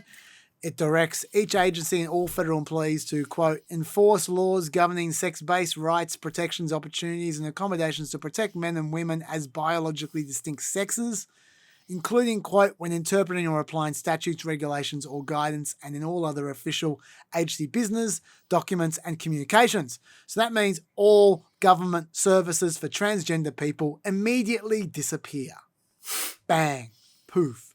Don't exist. Also means intersex people don't exist. Another group of people that don't exist. About 1% of Americans are thought to be intersex. They don't exist. Apparently. What happens to them? How are they defined? I don't know. This executive order is extremely confusing if you're an intersex person. Also, this directly contradicts the Bostock case, which I told you about before, which the Bostock case sees transgender discrimination as sex discrimination. This executive order specifically contradicts that. So I don't know how that works, how they think an executive order can overrule the Supreme Court, but they're running with it. Agencies are supposed to ignore gender as well under this. When administering or enforcing sex-based distinctions, every agency and all federal employees acting in an official capacity on behalf of their agency shall use the term sex and not gender in all applicable federal policies and documents. It requires that federal funds, quote, not be used to promote gender ideology and directs agencies to ensure, quote, grant funds do not promote gender ideology. Agency forms that require an individual sex shall list male or female and shall not request gender identity. What does that mean? It means census counting of transgender people is not allowed to happen. It means all data collection and data presentation / distribution involving transgender people stops for anyone funded by the government. And remember, that includes all biological researchers, which means all research, not just of transgender people, but of anything that might affect transgender people in any way, shape, or form, stops. Also, no pronouns or emails on Twitter accounts. No pronouns on emails or Twitter accounts because there's no promotion of gender ideology. Veterans. The VA has since, that's the Veterans Administration, has since announced they will phase out providing new gender-affirming care to comply with this executive order. Until now, They've provided cross-sex hormone therapy, voice and communication training, and gender-affirming prosthetics and wigs, but no surgery until now. Out of the estimated 134,000 veterans who are transgender, only about 9,000 were taking advantage of those options in the first place. That's out of 9 million total vets. They now won't offer those services for newly transgender vets, but they are making exceptions for veterans already receiving hormone therapy. At least they're more considerate than they're more considerate than the other scenario I painted before with children. Anyway, so that's veterans. Does this affect asylum laws is an interesting question, because migrants until now have been able to seek asylum when they're subject to persecution as members of a particular group, like, for instance, being transgender. And you know what? In some countries, you definitely get persecuted for being transgender. Is that persecution still a category or not? Sadly, we won't know for 4 years because they aren't doing asylum anymore. So those people have bigger problems when they're trying to get asylum in America. But anyway. Maybe they'll be, Trendaragua gang members and get chuffed off to... Yeah, maybe they'll be doing too much of that. Yeah. Passports and visas, etc. This is included by this as well. The Secretaries of State and Homeland Security and the Director in the Office of Personnel Management shall implement changes to require that government-issued identification documents, including passports, visas, and global entry cards, accurately reflect the holder's sex as defined under Section 2 of this order. The Director shall ensure that applicable personnel records accurately report federal employees' sex as defined by Section 2 of this order. Since 2022, non-binaries could use X on their passport, no more. Although it doesn't rescind valid passports, just when you get the new passport. Well, except? Well, we'll get to that with... We'll get to that. Okay, fine. And any comments so far? I think I saw something, you may have mentioned this with the court case, but this is an attempt to also rescind Title IX protections from trans people. Yes, Title 9. Yeah, that's the education one. Yeah, yeah. So there's quite a few orders that overlap with each other, and most of them overlap with girls, with trans women playing cis women sports, and this is definitely when we're talking Title 9. That's what we're talking about. Yeah. Do we want to do the Marco Rubio stuff now, since that's directly related to what you just mentioned? Sure. Or? Yeah, let's go for it. Yeah. Are you across this, or? Start me off, and I'll tell you if I am. Okay, it's Marco to do with... Rubio's responsible for a lot. It's basically Marco Rubio put out a memo to all embassies around the U.S. embassies, saying that if there was a discrepancy in either the applicant's documents or in consular records, or if other evidence cast reasonable doubt on the applicant's sex, you should refuse the case. This was discussing visas. I guess didn't know this. Wow, there you go. So ostensibly this memo was to stop transgender athletes from obtaining visas to the US to compete. But the language in the memo is incredibly vague and basically could just be applied to any transgender applicant. So, a quote from the memo is, both immigrant and non-immigrant visa applications request that an applicant identify their sex as either male or female. Moreover, all visas must reflect an applicant's sex at birth. The cable reads, when verifying an applicant's sex at birth, it states that the adjudicator can rely on documents provided by the applicant, but that if other evidence casts reasonable doubt on the applicant's sex, you should refuse the case under 221G and request additional evidence to demonstrate sex at birth. So this kind of sucks, obviously, but World Pride is set to take place in Washington this year. So I could basically see this just being a way to... No, I'm really not sure how this gets enforced. I'm assuming that this also applies to tourist visas, although you don't need to go to a consular office for a tourist visa. So, but I'm assuming this can also then be applied at the border, that you could turn away trans or evidently trans people and say, we're denying your tourist visa. one of the other things the memo states is that misrepresenting the purpose of travel or sex could be targeted for permanent illegibility. So it basically being banned from America for being trans. Yeah. As well as this, they have actually been reversing the IDs on people's passports. So a number of, most notably, if you're familiar with the actress Hunter Schafer.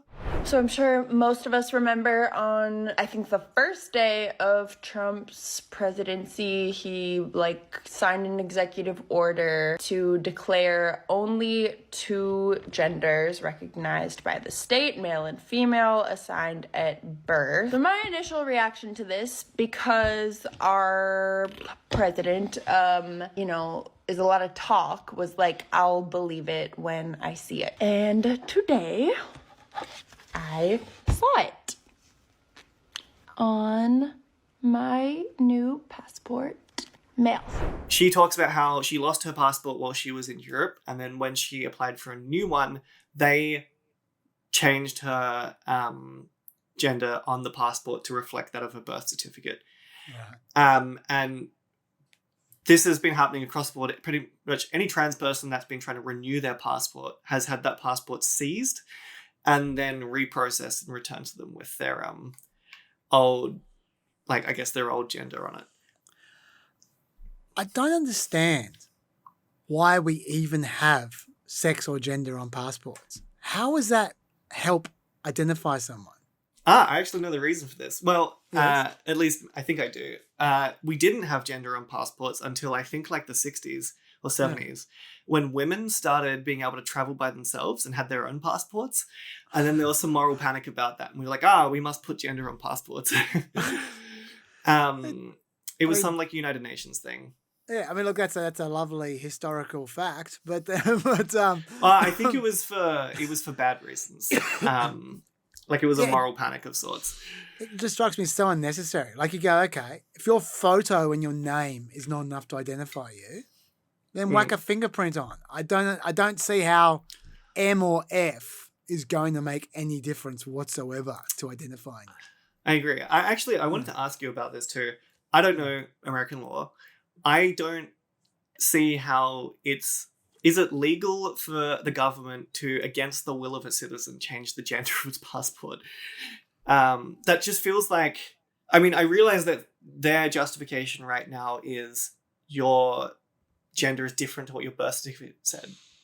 But at the same time, if they can just do it to any citizen, really. It's just we're just going to change your gender on your passport. I don't see I don't understand the legality of that. Look, that's a question without notice, and there are a lot of laws out there, so I may not be giving you the right answer here, but off the top of my head, I can't think of a reason why it wouldn't be legal. In terms of privacy legislation and stuff like that, that your passport, I'm pretty sure, is government property, so they can mess with it however they like. I think. Interesting. Yeah, so that would be my take. But God, there's a lot of laws out there, Lara. I wouldn't be surprised if there was a problem. But just off the top of my head, I'd be saying I think it's legal. But it's just interesting how they can do it without consent. But anyway. Yeah, no, absolutely. Yeah. That wraps up my little segment on Marco Rubio. We can circle back into executive orders if you want. I didn't know about that, so thank you for introducing that. This executive order claims to narrow the interpretation of Bostock, the Supreme Court case I just described to you before. Not that they say that's what they're doing, but it's what they're doing. The Attorney General shall therefore immediately issue guidance to agencies to correct the misapplication of the Supreme Court's decision in Bostock versus Clayton County to sex-based distinctions in agency activities. What essentially they're doing is Bostock was about a Title VII case. Title VII is employment law, so employment discrimination. And so this executive order is claiming to limit it only to workplace discrimination and saying that those principles, those exact same principles that you could apply to discrimination anywhere else other than workplace, don't apply anywhere else, only to workplace discrimination. So they're trying to minimize the Supreme Court ruling with an executive order. You can't do that. So we'll see how that works out for them when it gets to the Supreme Court, which it will. Prisons. That's a whole area in this one. Quote, males are not detained in women's prisons or housed in women's detention centres. Doesn't mention trans men moving to men's prisons, though. They don't exist, Chaz. That's right, I forgot. I keep forgetting. They're not real. The stats, which I've told you several times before, which I'll tell you again, there are about 140,000 people in federal prisons, not state prisons. Federal prisons, don't confuse the two. There's about 2 million people in state prisons. 140,000 people in federal prisons, and about 2,000 of them, roughly 1%, identify as transgender, according to the Bureau of Prisons. Out of the 1,300 trans women prisoners, only about 10 trans women prisoners were housed in female prison in 2023. So we got that. Out of 140,000 prisoners, about 1% identify as transgender, which is smaller than the percentage that identify as transgender in the general community, which busts the myth that people go, oh, the prisons are filled with transgender people. No, they're not. Out of the 1,300 trans women prisoners, 10 trans women are housed in female prisons in 2023. Out of the 700 or so trans men prisoners, because I haven't forgotten them, even if the Trump administration has, only about one trans man prisoner was housed in male prison in 2023. All decisions of moving prisoners in America are made on a case-by-case basis. They usually take more than a year of evidence to make such decisions. The manual which controlled these decisions was in effect under both Trump and Biden with no problems. As a reminder, that manual was there in the first place because of legal concerns about prisoner safety. In 2015, there was a report from the Bureau of Justice Statistics that found about 35% of transgender inmates held in prisons reported experiencing one or more incidents of sexual victimization by another inmate or facility staff in the past 12 months. That's what they're trying to avoid with these changes, which affect so few people. Note that the Prison Rape Elimination Act from 2009, which gives trans people who feel their safety is threatened a voice in determining where they're housed, holds more power than this executive order because it's a bill. So this executive order is trying to overreach on top of a law. Prison medicine. Bureau of Prisons revises its policies concerning medical care to be consistent with this order and shall ensure that no federal funds are expended for any medical procedure, treatment or drug for the purpose of conforming an inmate's appearance to that of the opposite sex. In 2022, the Bureau spent, wait for it, $153,000 on gender-affirming hormone therapy. That is 0.01% of its overall healthcare budget. The Supreme Court has said that prison officials can't show, quote, deliberate indifference to a substantial risk of serious harm. Lower courts have found repeatedly that failing to adequately treat gender dysphoria does exactly that. Here's a quote from the ACLU, who's in court about this shit. The rule is there has to be an individual medical determination of what each patient needs as a medical matter.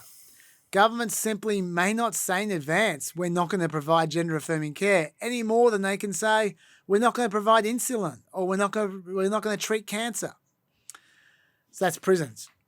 Then you've got rape shelters, agency-funded bathrooms, locker rooms. They're all covered by this.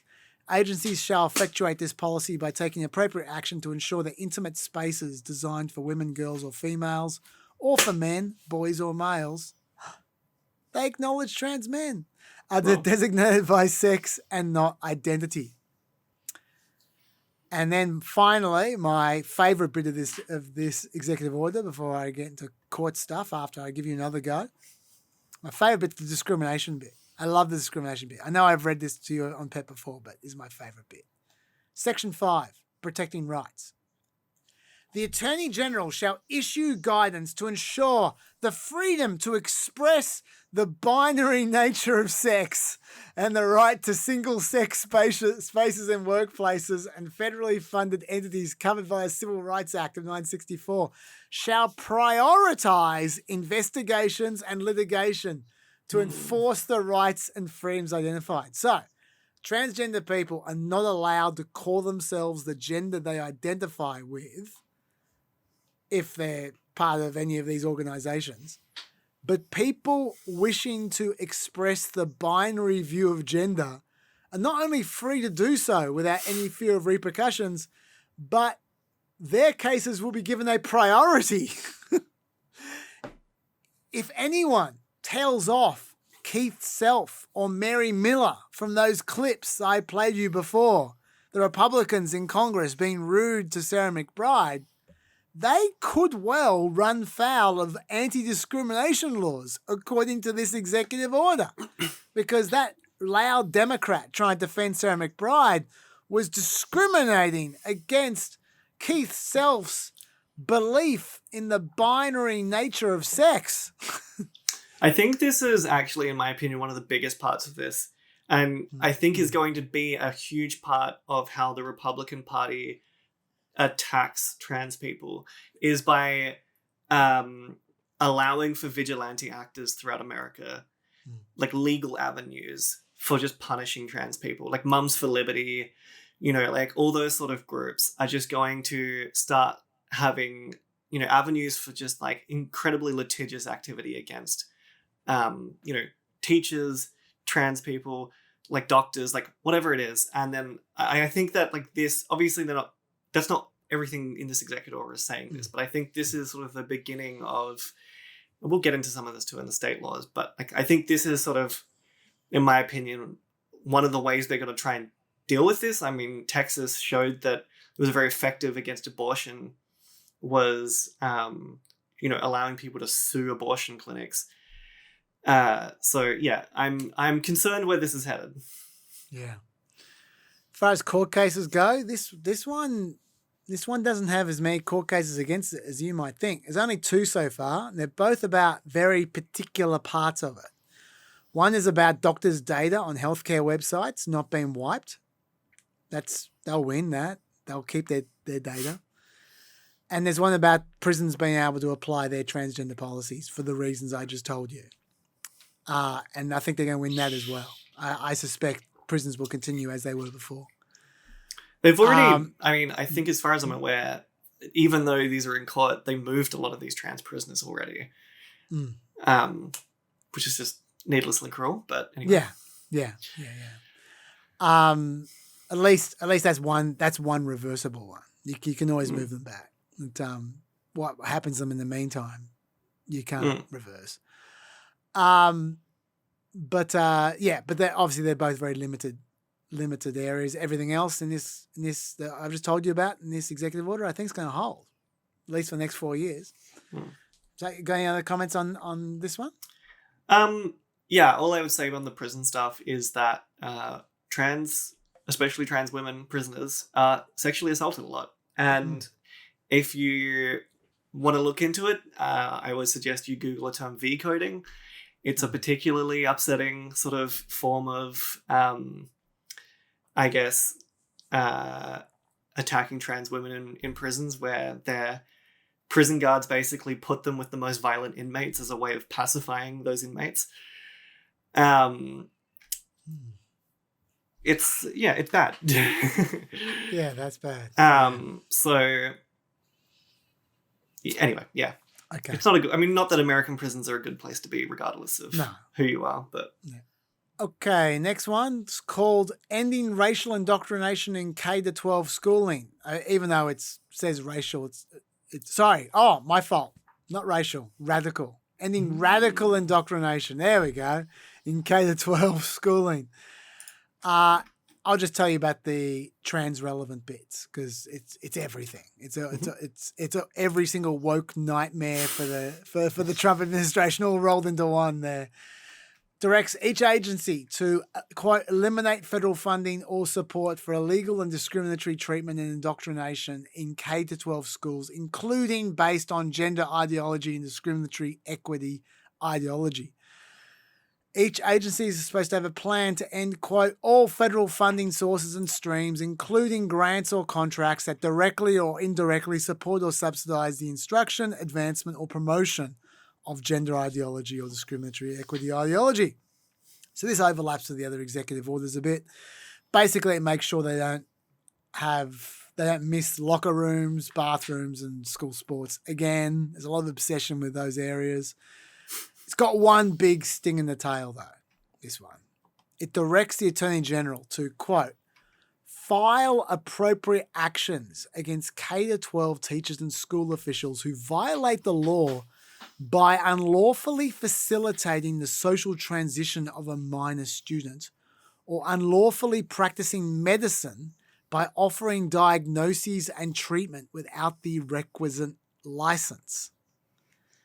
And social transition in this case is defined in the executive order as the process of adopting a gender identity or gender marker that differs from a person's sex. So, it goes on. This process can include psychological or psychiatric counselling or treatment by a school counsellor or other provider, modifying a person's name, e.g. Jane to James, or pronouns, e.g. him to her. Well, that's clarifying. Calling a child non-binary, use of intimate facilities and accommodations such as bathrooms or locker rooms specifically designed for persons of the opposite sex, and participating in school athletic competitions or other extracurricular activities specifically designated for persons of the opposite sex. Once again, pretty clear that they're into that stuff there.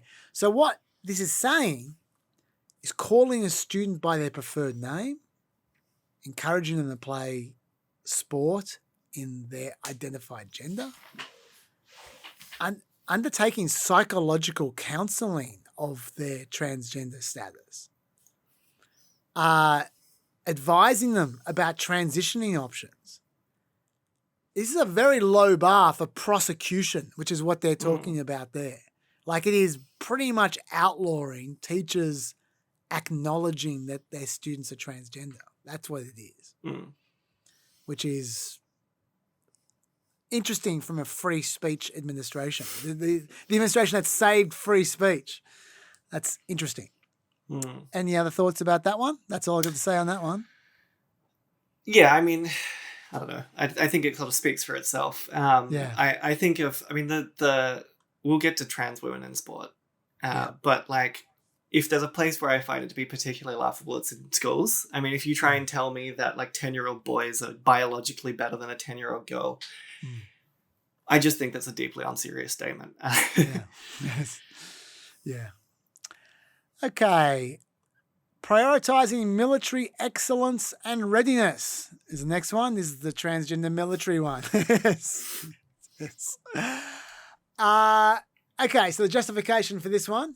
Long-standing Department of Defense policy provides that it is the policy of the Department of Defense to ensure that service members are free of medical conditions or physical defects that may reasonably be expected to require excessive time lost from duty for necessary treatment or hospitalization. As a result, many mental and physical health conditions are incompatible with active duty, from conditions that require substantial medication or medical treatment to bipolar and related disorders, eating disorders, suicidality, and prior psychiatric hospitalization. So now this might be unpopular. You might not like this. The listeners might not like this. But when I read that, I think to myself, yeah, maybe that's okay. Maybe that's the Army trying to minimize people who are managing mental and physical health conditions. And it's about stopping any impediment to military readiness. Maybe this is about military readiness. Maybe this isn't about bigotry. We shouldn't assume animus is what I think when I read that. But don't worry, because then I read the next paragraph. The animus is coming. It was very clarifying. And, the next paragraph was, beyond the hormonal and surgical medical interventions involved, adoption of a gender identity inconsistent with an individual's sex conflicts with a soldier's commitment to an honorable, truthful, and disciplined lifestyle, even in one's personal life.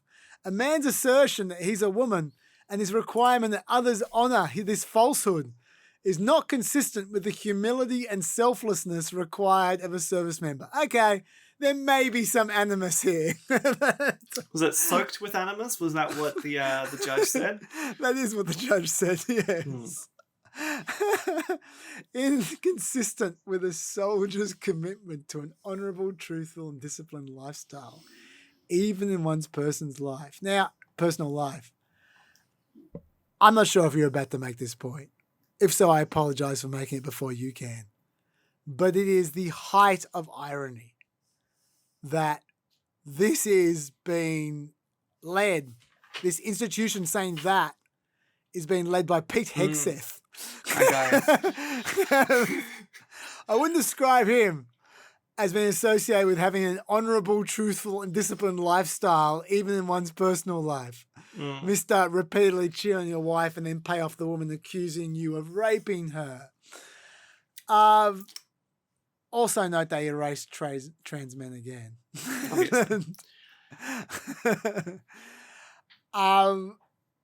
They do actually, to be fair, later on they do obliquely acknowledge trans men. I'll read this out just to be fair to them. Absent extraordinarily operational necessity, the armed forces shall neither allow males to use or share sleeping, changing, or bathing facilities designed for females, nor allow females to use or share sleeping, changing, or bathing facilities designed for males. There you go. There you go. That wasn't too hard. My woke king, Trump. I hope our trans male listeners feel seen. The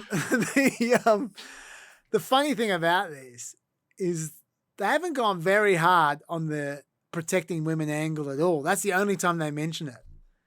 Presumably because Hegseth doesn't want women in the army either. He doesn't like I think if there was someone we had to worry about entering women's spaces, I think Pete Hegseth might be up there.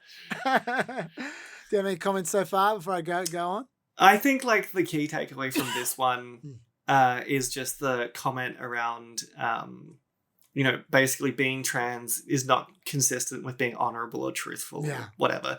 Like, I think I personally am, I'm not in the military and I don't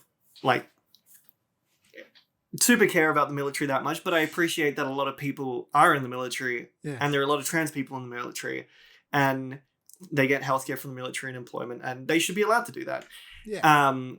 And so from that stance, the whole thing is bad. But then I think that the thing that if it was left unchecked about basically just being allowed to state like, being trans just makes you like dishonorable or there's like some inherent flaw to you. That's where we start getting like really disturbing, dehumanizing language, which I don't like. Absolutely. Let me also say, when it comes to the military, whether you're a big fan of, say, fighting in Iraq or not, that the military is a huge source, a huge equalizing force in America. It is the best opportunity a lot of disadvantaged people have to become advantaged, like to go to college, to start to have a career, to make money, to learn skills. Like it's enormous for equalizing society. And if anyone's worried about, like if you're worried about disadvantaged trans people, then their best bet's the military. And not allowing them in the military is not good for anyone, I think. To move on with more from this executive order, they do return to the idea of military readiness after they've just had their little dalliance. It's a policy of the United States government to establish high standards for troop readiness, lethality, cohesion, honesty, humility, uniformity, and integrity. This policy is inconsistent with the medical, surgical, and mental health constraints on individuals with gender dysphoria. This policy is also inconsistent with shifting pronoun usage or use of pronouns that inaccurately reflect the individual's sex. I don't know what pronoun usage has to do with lethality, cohesion, honesty, humility, uniformity, and integrity. it seems almost like victim blaming to me. It seems like the divisive people might be the bigots who can't hack it rather than the people who are the subject of that bigotry. But yeah, that's different strokes, I guess. Well, I can't hold a rifle because I'm too busy saying she, her, she, her, she, her. You know, like, That's right. That's right. I'm out of breath. I'm out of breath from saying it so much that I couldn't aim. That might be what they're thinking. And then even after they do that, the order just keeps on slipping in extra evidence of animus. The Secretary shall promptly issue directives for DOD to end invented and identification-based pronoun usage. Invented. Cost, not really an issue here. The Defense Department says it's about 4,200 transgender soldiers serving in the military. According to them, in the 3-year period from September 2020 to September 2023, $17.5 million in taxpayer money was spent on psychotherapy for trans service people, and $1.5 million went towards hormone drugs, and $7.6 million funded gender-affirming surgeries. The overall military health system budget was $60 billion in one of those years, fiscal year 2024. So pretty small fraction. One more readiness thing. One official said it can take a minimum of 12 months for an individual to complete treatments after transition surgery, which often involves the use of heavy narcotics. During this period, they are not physically capable of meeting military readiness requirements and require ongoing medical care. This is not conducive for deployment or other readiness requirements. But once again, the horse is bolted a little bit on that argument when you see some of the other arguments they've been using. But anyway, there was a waiver. We should note that. That's an important thing when it comes to courts, having waivers. The military, this is not from the order. This is from the defense order that came as a result of this executive order. The military would consider granting waivers on a case-by-case basis only if there's a compelling government interest in retaining the service member that directly supports warfighting capabilities. Number one. Also, they demonstrate that he or she has never attempted to transition to any sex other than their sex before. Also, So a detransition. Yes. Also, the applicant would still face a situation where only their biological sex was recognised for bathroom facilities, sleeping quarters, and even in official recognition such as being called sir or ma'am. Maybe it's because changing pronouns is such a massive issue for military readiness. They can't afford to let that happen. So that's all. That's all the executive order plus with the consequences of it. Now we get to the court case. Do you want me to say anything? Do you want to say anything before I get to the court case? Nope. Okay. It was immediately challenged in court by a group of transgender plaintiffs who together have provided over 130 years of military service and earned more than 80 commendations. The judge was Anna Reyes, who has no time for any crap. She repeatedly noted the lack of evidence, analysis, or data provided by the Trump administration to declare transgender people unfit to serve. At one point in time, she actually took time out from the court. She stopped the court for half an hour to give the government lawyers time to read the documents that Hegseth had quoted from to show them that he was completely taking quotes out of context and distorting data. Here's some quotes from her. Transgender persons have served openly since 2021, but defendants have not analysed their service. This is unfortunate. Plaintiff service records alone are Exhibit A for the proposition that transgender persons can have the warrior ethos, physical and mental health, selflessness, honour, integrity and discipline to ensure military excellence. Defendants agree. They agree that the plaintiffs are mentally and physically fit to serve, have served honourably and have satisfied the rigorous standards demanded of them. Plaintiffs, they acknowledge, have made America safer.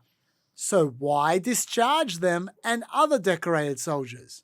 Crickets from defendants on this key question. That's quite a quote. She did acknowledge the military readiness point, though. She said that Trump and Hegseth were using it as a fig leaf, though.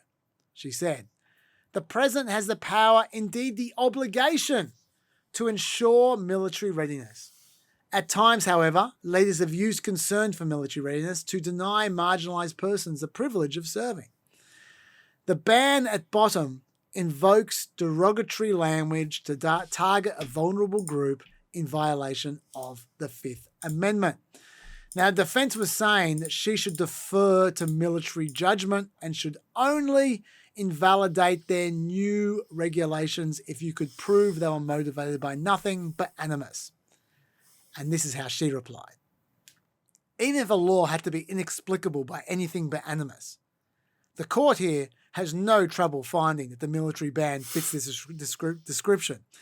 To recap, the military ban disqualifies all transgender troops without an exemption, contains an exemption in name only, relies on derogatory generalizations defendants concede are pure conjecture, reflects no study of the service of actual transgender persons since 2021, and instead relies on predictions made in 2018, egregiously misquoted studies, and ignores data supporting service by transgender persons, asserts justifications untethered to fact except insofar as defendants' own evidence contradicts them, and bans certain medical treatments only when prescribed to transgender individuals. The court could go on. Suffice it to say, at this early stage, plaintiffs are likely to prevail on the claim that the military ban is driven exclusively by animus. So she imposed an injunction on the Defense Department to keep Biden rules going until after the case was over and gave every indication of which way she was going to rule.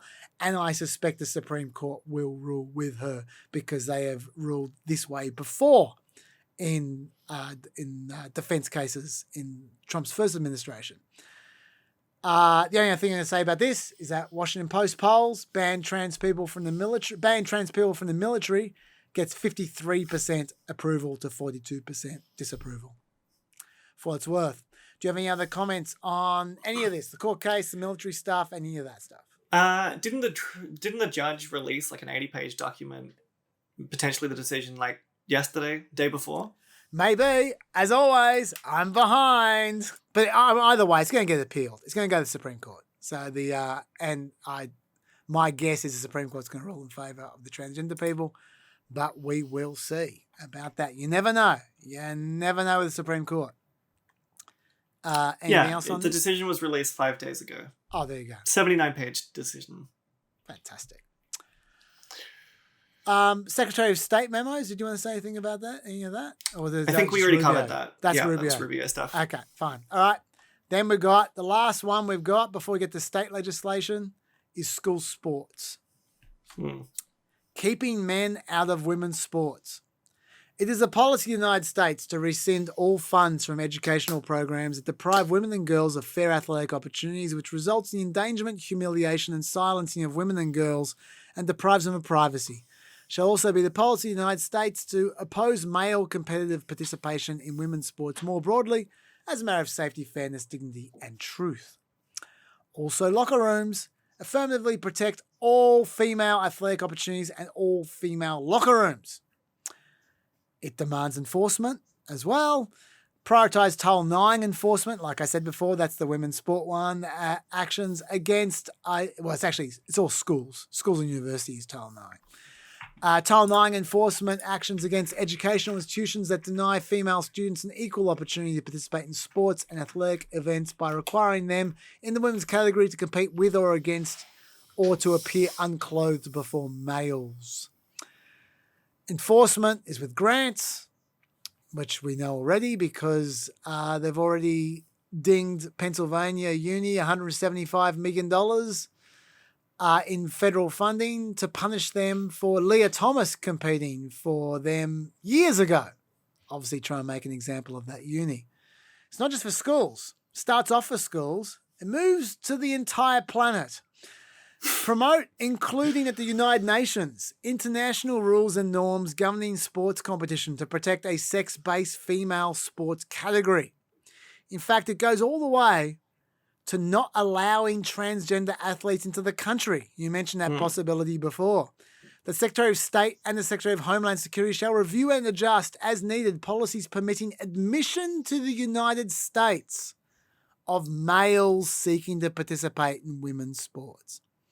And the Olympics. The Secretary of State shall use all appropriate and available measures to see that the International Olympic Committee amends the standards governing Olympic sporting events to promote fairness, safety, and the best interests of female athletes by ensuring that eligibility for participation in women's sporting events is determined according to sex and not gender identity or testosterone reduction. Trump has explicitly said he won't let transgender athletes into the country during the 2028 Olympics. Issues. How does this affect intersex people? They keep on forgetting intersex people. How does it affect actual examples we've seen already? Like people who aren't transgender but might have some genetic difference, like say Caster Semenya. No, it doesn't shed any light on that at all. I think the vagueness is intentional, as we've discussed. And as I've discussed, like, this will be used against cis women. Yeah, it will be. It should also say the Supreme Court might shed light on this in the Scrimeti case as well. It's kind of related. I think one of the main things that really frustrates me in this whole conversation is that I find it really infantilizing of women. Like, the way that trans women in sport is framed is basically Hulk Hogan in like a tennis skirt runs into a pitch of like tiny little 4'10" women having like a tea party and then just starts like, beating women left and right. And that's just like not a reality. I mean, women can and are competitive. Women can also be a variety of shapes and sizes. My cousin, who is a cis woman, is just as tall as I am. I'm 6'3". She's also 6'3". She has not secretly like dosed herself in like testosterone or anything like that. Get there. Like, that's just genetics. And she plays Div 1 AFL. Part of the reason actually she stopped playing recently is because of how rough it was. And that's not because there were trans girls in the league. It's because cis girls were kicking each other. Like, one of the pervasive myths around this narrative is just that like cis women are like these like little princesses and then trans women are these big rough men coming in. Anyway, that's one. I think also people understand how HRT works. I mean, I have cis women's levels of testosterone and that does make a difference. And most sporting bodies, at least before all of this became an issue, just had policies in place to make sure that was the case. You had been like with lower testosterone for, a certain period of time so that it impacted your performance. And like Leah Thomas is a good example of this. Her swim times went down after transition. And, Riley Gaines is like going on about a race in which Leah Thomas tied 5th. It's not like she was dominating women's sports. Like, I think we need more research on this, obviously. But I also think that another opinion of mine is that there are a number of sports for which men have a, quote, biological advantage over women is probably smaller than we think it is. Like, sure, there might be some specific athletic activities like sprinting or like swimming or like things like that where if you took a cis man and paired them up against a cis woman, there's going to be some performance differences. But we're seeing a lot of sports like, endurance running is one where the top women's times are every year getting closer and closer to the top men's times.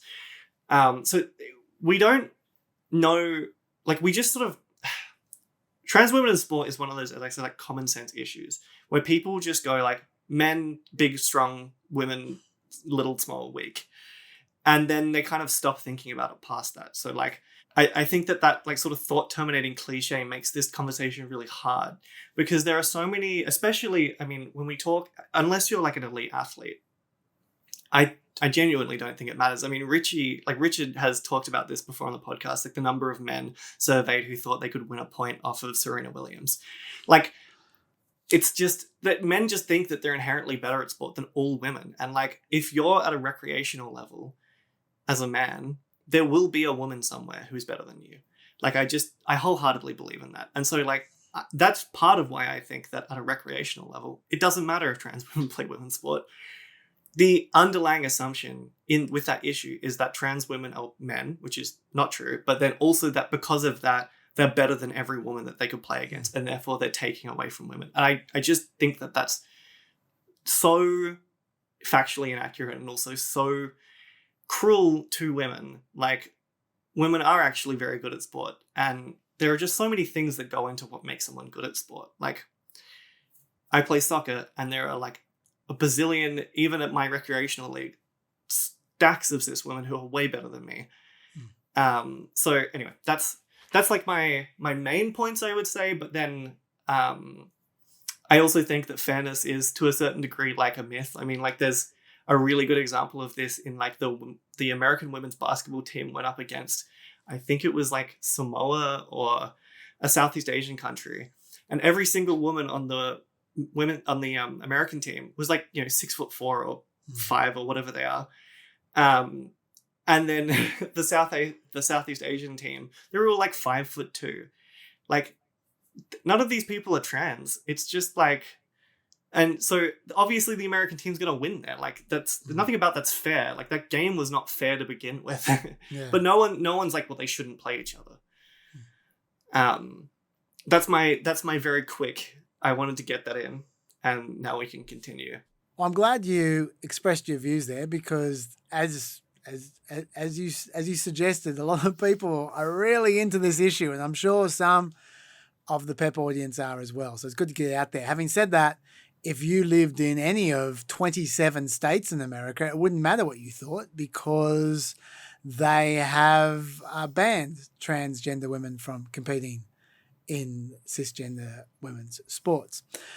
On that note, it's quite surprising, actually. They tried to pass national legislation for that.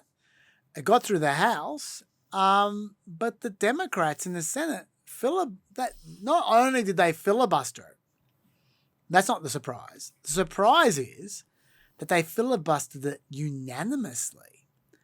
Literally not a single Democrat voted for the bill, Protection of Women and Girls in Sports Act, is Tommy Tuberville's bill, which was a bit of a shock because, they're under the pump on this issue, Democrats. And I thought some of them would cave, but they didn't. None of them caved. But having said that, not every Democrat's in the same position there. Like Gavin Newsom, he's not on the same page. He started a podcast, and his debut episode of the podcast, This is Gavin Newsom, was talking to Charlie Kirk, who's known on this podcast for having a very large head. And he tackled he didn't tackle women because he's against that. But he tackled the issue of trans women in women's sports, and I'm not sure quite what he said. I'm going to play you the full clip here, because what you might have heard is a 45-second edit. But I'm going to play you the full 3.5 minutes, and it's delightfully confusing. See if you can make... I think that... Okay, Lara, did you make sense of that? Somewhat. We know that he thinks it's unfair. He doesn't seem to want to do anything about it. My main takeaway is that he's really jealous about how well Charlie Kirk's weaponized trans people.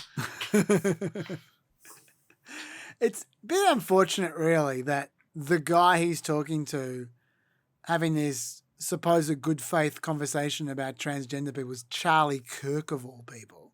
Like Charlie Kirk is some huge advocate of women's sport and of transgender people.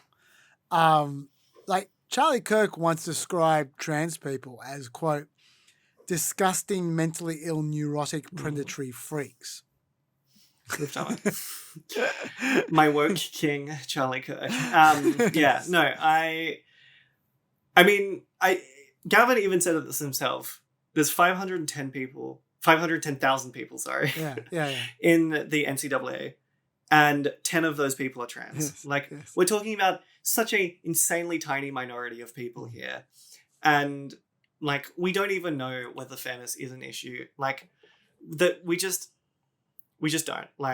Who is to say that someone... Also, for a lot of these people, especially if they transition young, if someone's transitioned, for many of these high schoolers, and they even mentioned one like the Jose, that Jose University or whatever it was, they're referring to a volleyballer there, who's a trans woman, trans girl. She's quite young. She would have transitioned quite young. She's not getting these supposed benefits of a male puberty, if that's the case. Which I don't even necessarily like agree. It's not black and white, but we don't have time to get into that. But that particular case, they were going like, oh, she's super tall, she's so powerful, blah, blah, blah. She was shorter than her opponents. Like, it's not even like she's the biggest, strongest member of the team. Like, it's so clearly bad faith. Anyway. Yeah, look, I mean, I didn't express my views before because I've said my take 1,000 times on this issue, but all I will say is just one sentence, which every time this topic comes up, I say all the time, which is you just simply, in my view, you simply have to go case by case because every single case, every single sport is different. And there's no shortcut. Every sport, every scenario, every person is different. And you'd say you just need to go case by case. If you want to be fair, if you want to make a political point, if you want to fight a battle or whatever, fine, then you can pass your laws. But if you actually want to come up with the best, fairest balance of the rights of transgender people to play sport, to compete in sport, and the rights of women to be able to compete against people who they don't have an unfair disadvantage against, you simply need to make the decision on a case by case basis at a professional level. Yeah. I mean, because you just can't say what benefits you get from like quote unquote male puberty versus like what you would get otherwise. I mean, me and my cousin's a good example of that. We're both the same height, so you can't say that I am this tall because of testosterone. Like, but also, I could have been a really tall cis woman. Like, who knows? Yeah, but also, like you said before, it's not like there's only one. It's not like it's your before puberty or after puberty. There's many years in the middle of puberty as well. Like, where do you start the transition? Where do you cut off puberty? It goes on and on and on. Anyway, so we're starting to go quite long here. So let's just quickly let's just talk about a couple of state bills that grabbed our attention, and then I just want to ask you a couple of questions on our way out. So you go first. State bills you want to talk about? There was a bill in Texas, and Texas and Florida are going to be coming up a lot in the future when it comes to this issue. But for now, I'll just talk about Texas. There's a bill that was introduced to the floor, I think in the last week, which basically would assert that any document to the state government or the federal government where your gender is different to what it is in your birth certificate would be considered felony fraud. So there's really no way to look at this other than just making trans people criminals. Yeah. Do we have any sense of this chances or? I think it's I think it's probably not going to pass. But having said that, I don't know. Texas has been doing some pretty crazy things lately. Greg Abbott recently put out a memo to whichever government department it is investigates like child abuse, basically stating that they should investigate teachers and parents for like child abuse for affirming children's gender. So I like Texas is going pretty hard. I mean, even if this bill doesn't pass now, I think we're going to see more bills like this in the future. And like, there are so many states in America. And I think it's just like the demonization of trans people is not going to reverse sometime in the next 4 years in America. So it's only going to get worse. So I think a bill like this that might not, it might fail now, I give it 2 years. And like, I think. Yeah. Well, I've got an example of exactly what you're talking about. The bill I wanted to bring up is in Iowa, which is the first state to repeal civil rights protections for trans people. They had protections against discrimination, general discrimination we're talking about here for trans people. So like being turned away from a store because you're trans, that kind of stuff. People refusing to serve you because you're trans, that kind of thing. And they've removed it. So now people can discriminate all they want in Iowa against trans people. And that is once again, this goes back to what I was saying before when we were talking about conservatives. It's about respect. They're just like, you can have your issues about your sports or your prisons or whatever particular boutique issue you care about. You can, like, it's a democracy. People debate about this kind of stuff. But I would have thought something that everyone can agree on is that you shouldn't discriminate against people. You shouldn't be an asshole. And this fails the asshole test as far as I can see. But it's one state that's doing it. So we'll see what happens if other states copy. I think this is a good example of what they're trying to do is just force trans people out of society.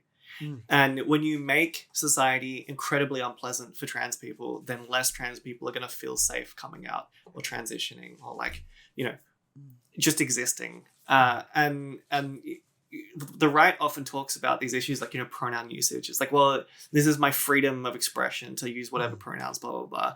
And they frame it as if it's a freedom for them. But really, these bills are about restricting the freedom of trans people. And you're doing it in a circuitous manner. Like, some of these bills are not even being circuitous, obviously. But for things like this, it's about, in a roundabout way, just forcing trans people out of society. And this one passed. And also, by the way, we've said this once or twice. We probably should have said it more often. We've said many things. We probably should have said this more often, that this ain't just going to affect trans people. You can discriminate against people who you think look trans just as easily as you can discriminate against people who are trans. And there's plenty of them, cis people who look trans. And yeah, they wouldn't be enjoying that either. So it's just worth remembering that as well, I think. Yeah, it's a great example of how they can police cis people to be a very narrow definition of what they think they should look like. Yeah. Okay, now to roll out, there's a couple of questions I'd like to ask you, just because I didn't get a lot of chance to talk to transgender people on this podcast. Maybe I should have done it before. Jess Riedel, but we were talking about budgets. Let me ask you just a couple of quickies. What's it actually like being trans in 2025, and how does that compare to being trans in, say, 2022 or 2021 or something like that? Stressful. Yeah. It's very anxiety inducing. I mean, I live in Australia, so considerably better than America. But politics in America tends to make its way to us eventually. So for Australian trans people, we're sitting here going like, well, it's a matter of time. And that's really anxiety inducing. Like, I'm optimistic that usually Australia is a bit more moderate, so maybe this won't make as big of a splash, but we are seeing Palmer put those adverts in newspapers and stuff. So, like, that's like my personal perspective is like, it is stressful. And, I even, like, last week, I was walking my dog just around in my neighborhood, and this guy in, those really big American trucks that are started appearing on our roads recently. This guy on one of those drove past me and then did a U-turn and then drove past me again at 5k an hour while leaning over the passenger side seat to stare at me. And I don't know if he's just looking at me, obviously insanely, regardless. Like, I don't know if he's looking at me because he's just like, wow, that's a really tall woman, or if he's gone, you're trans. And, obviously women deal with this all the time.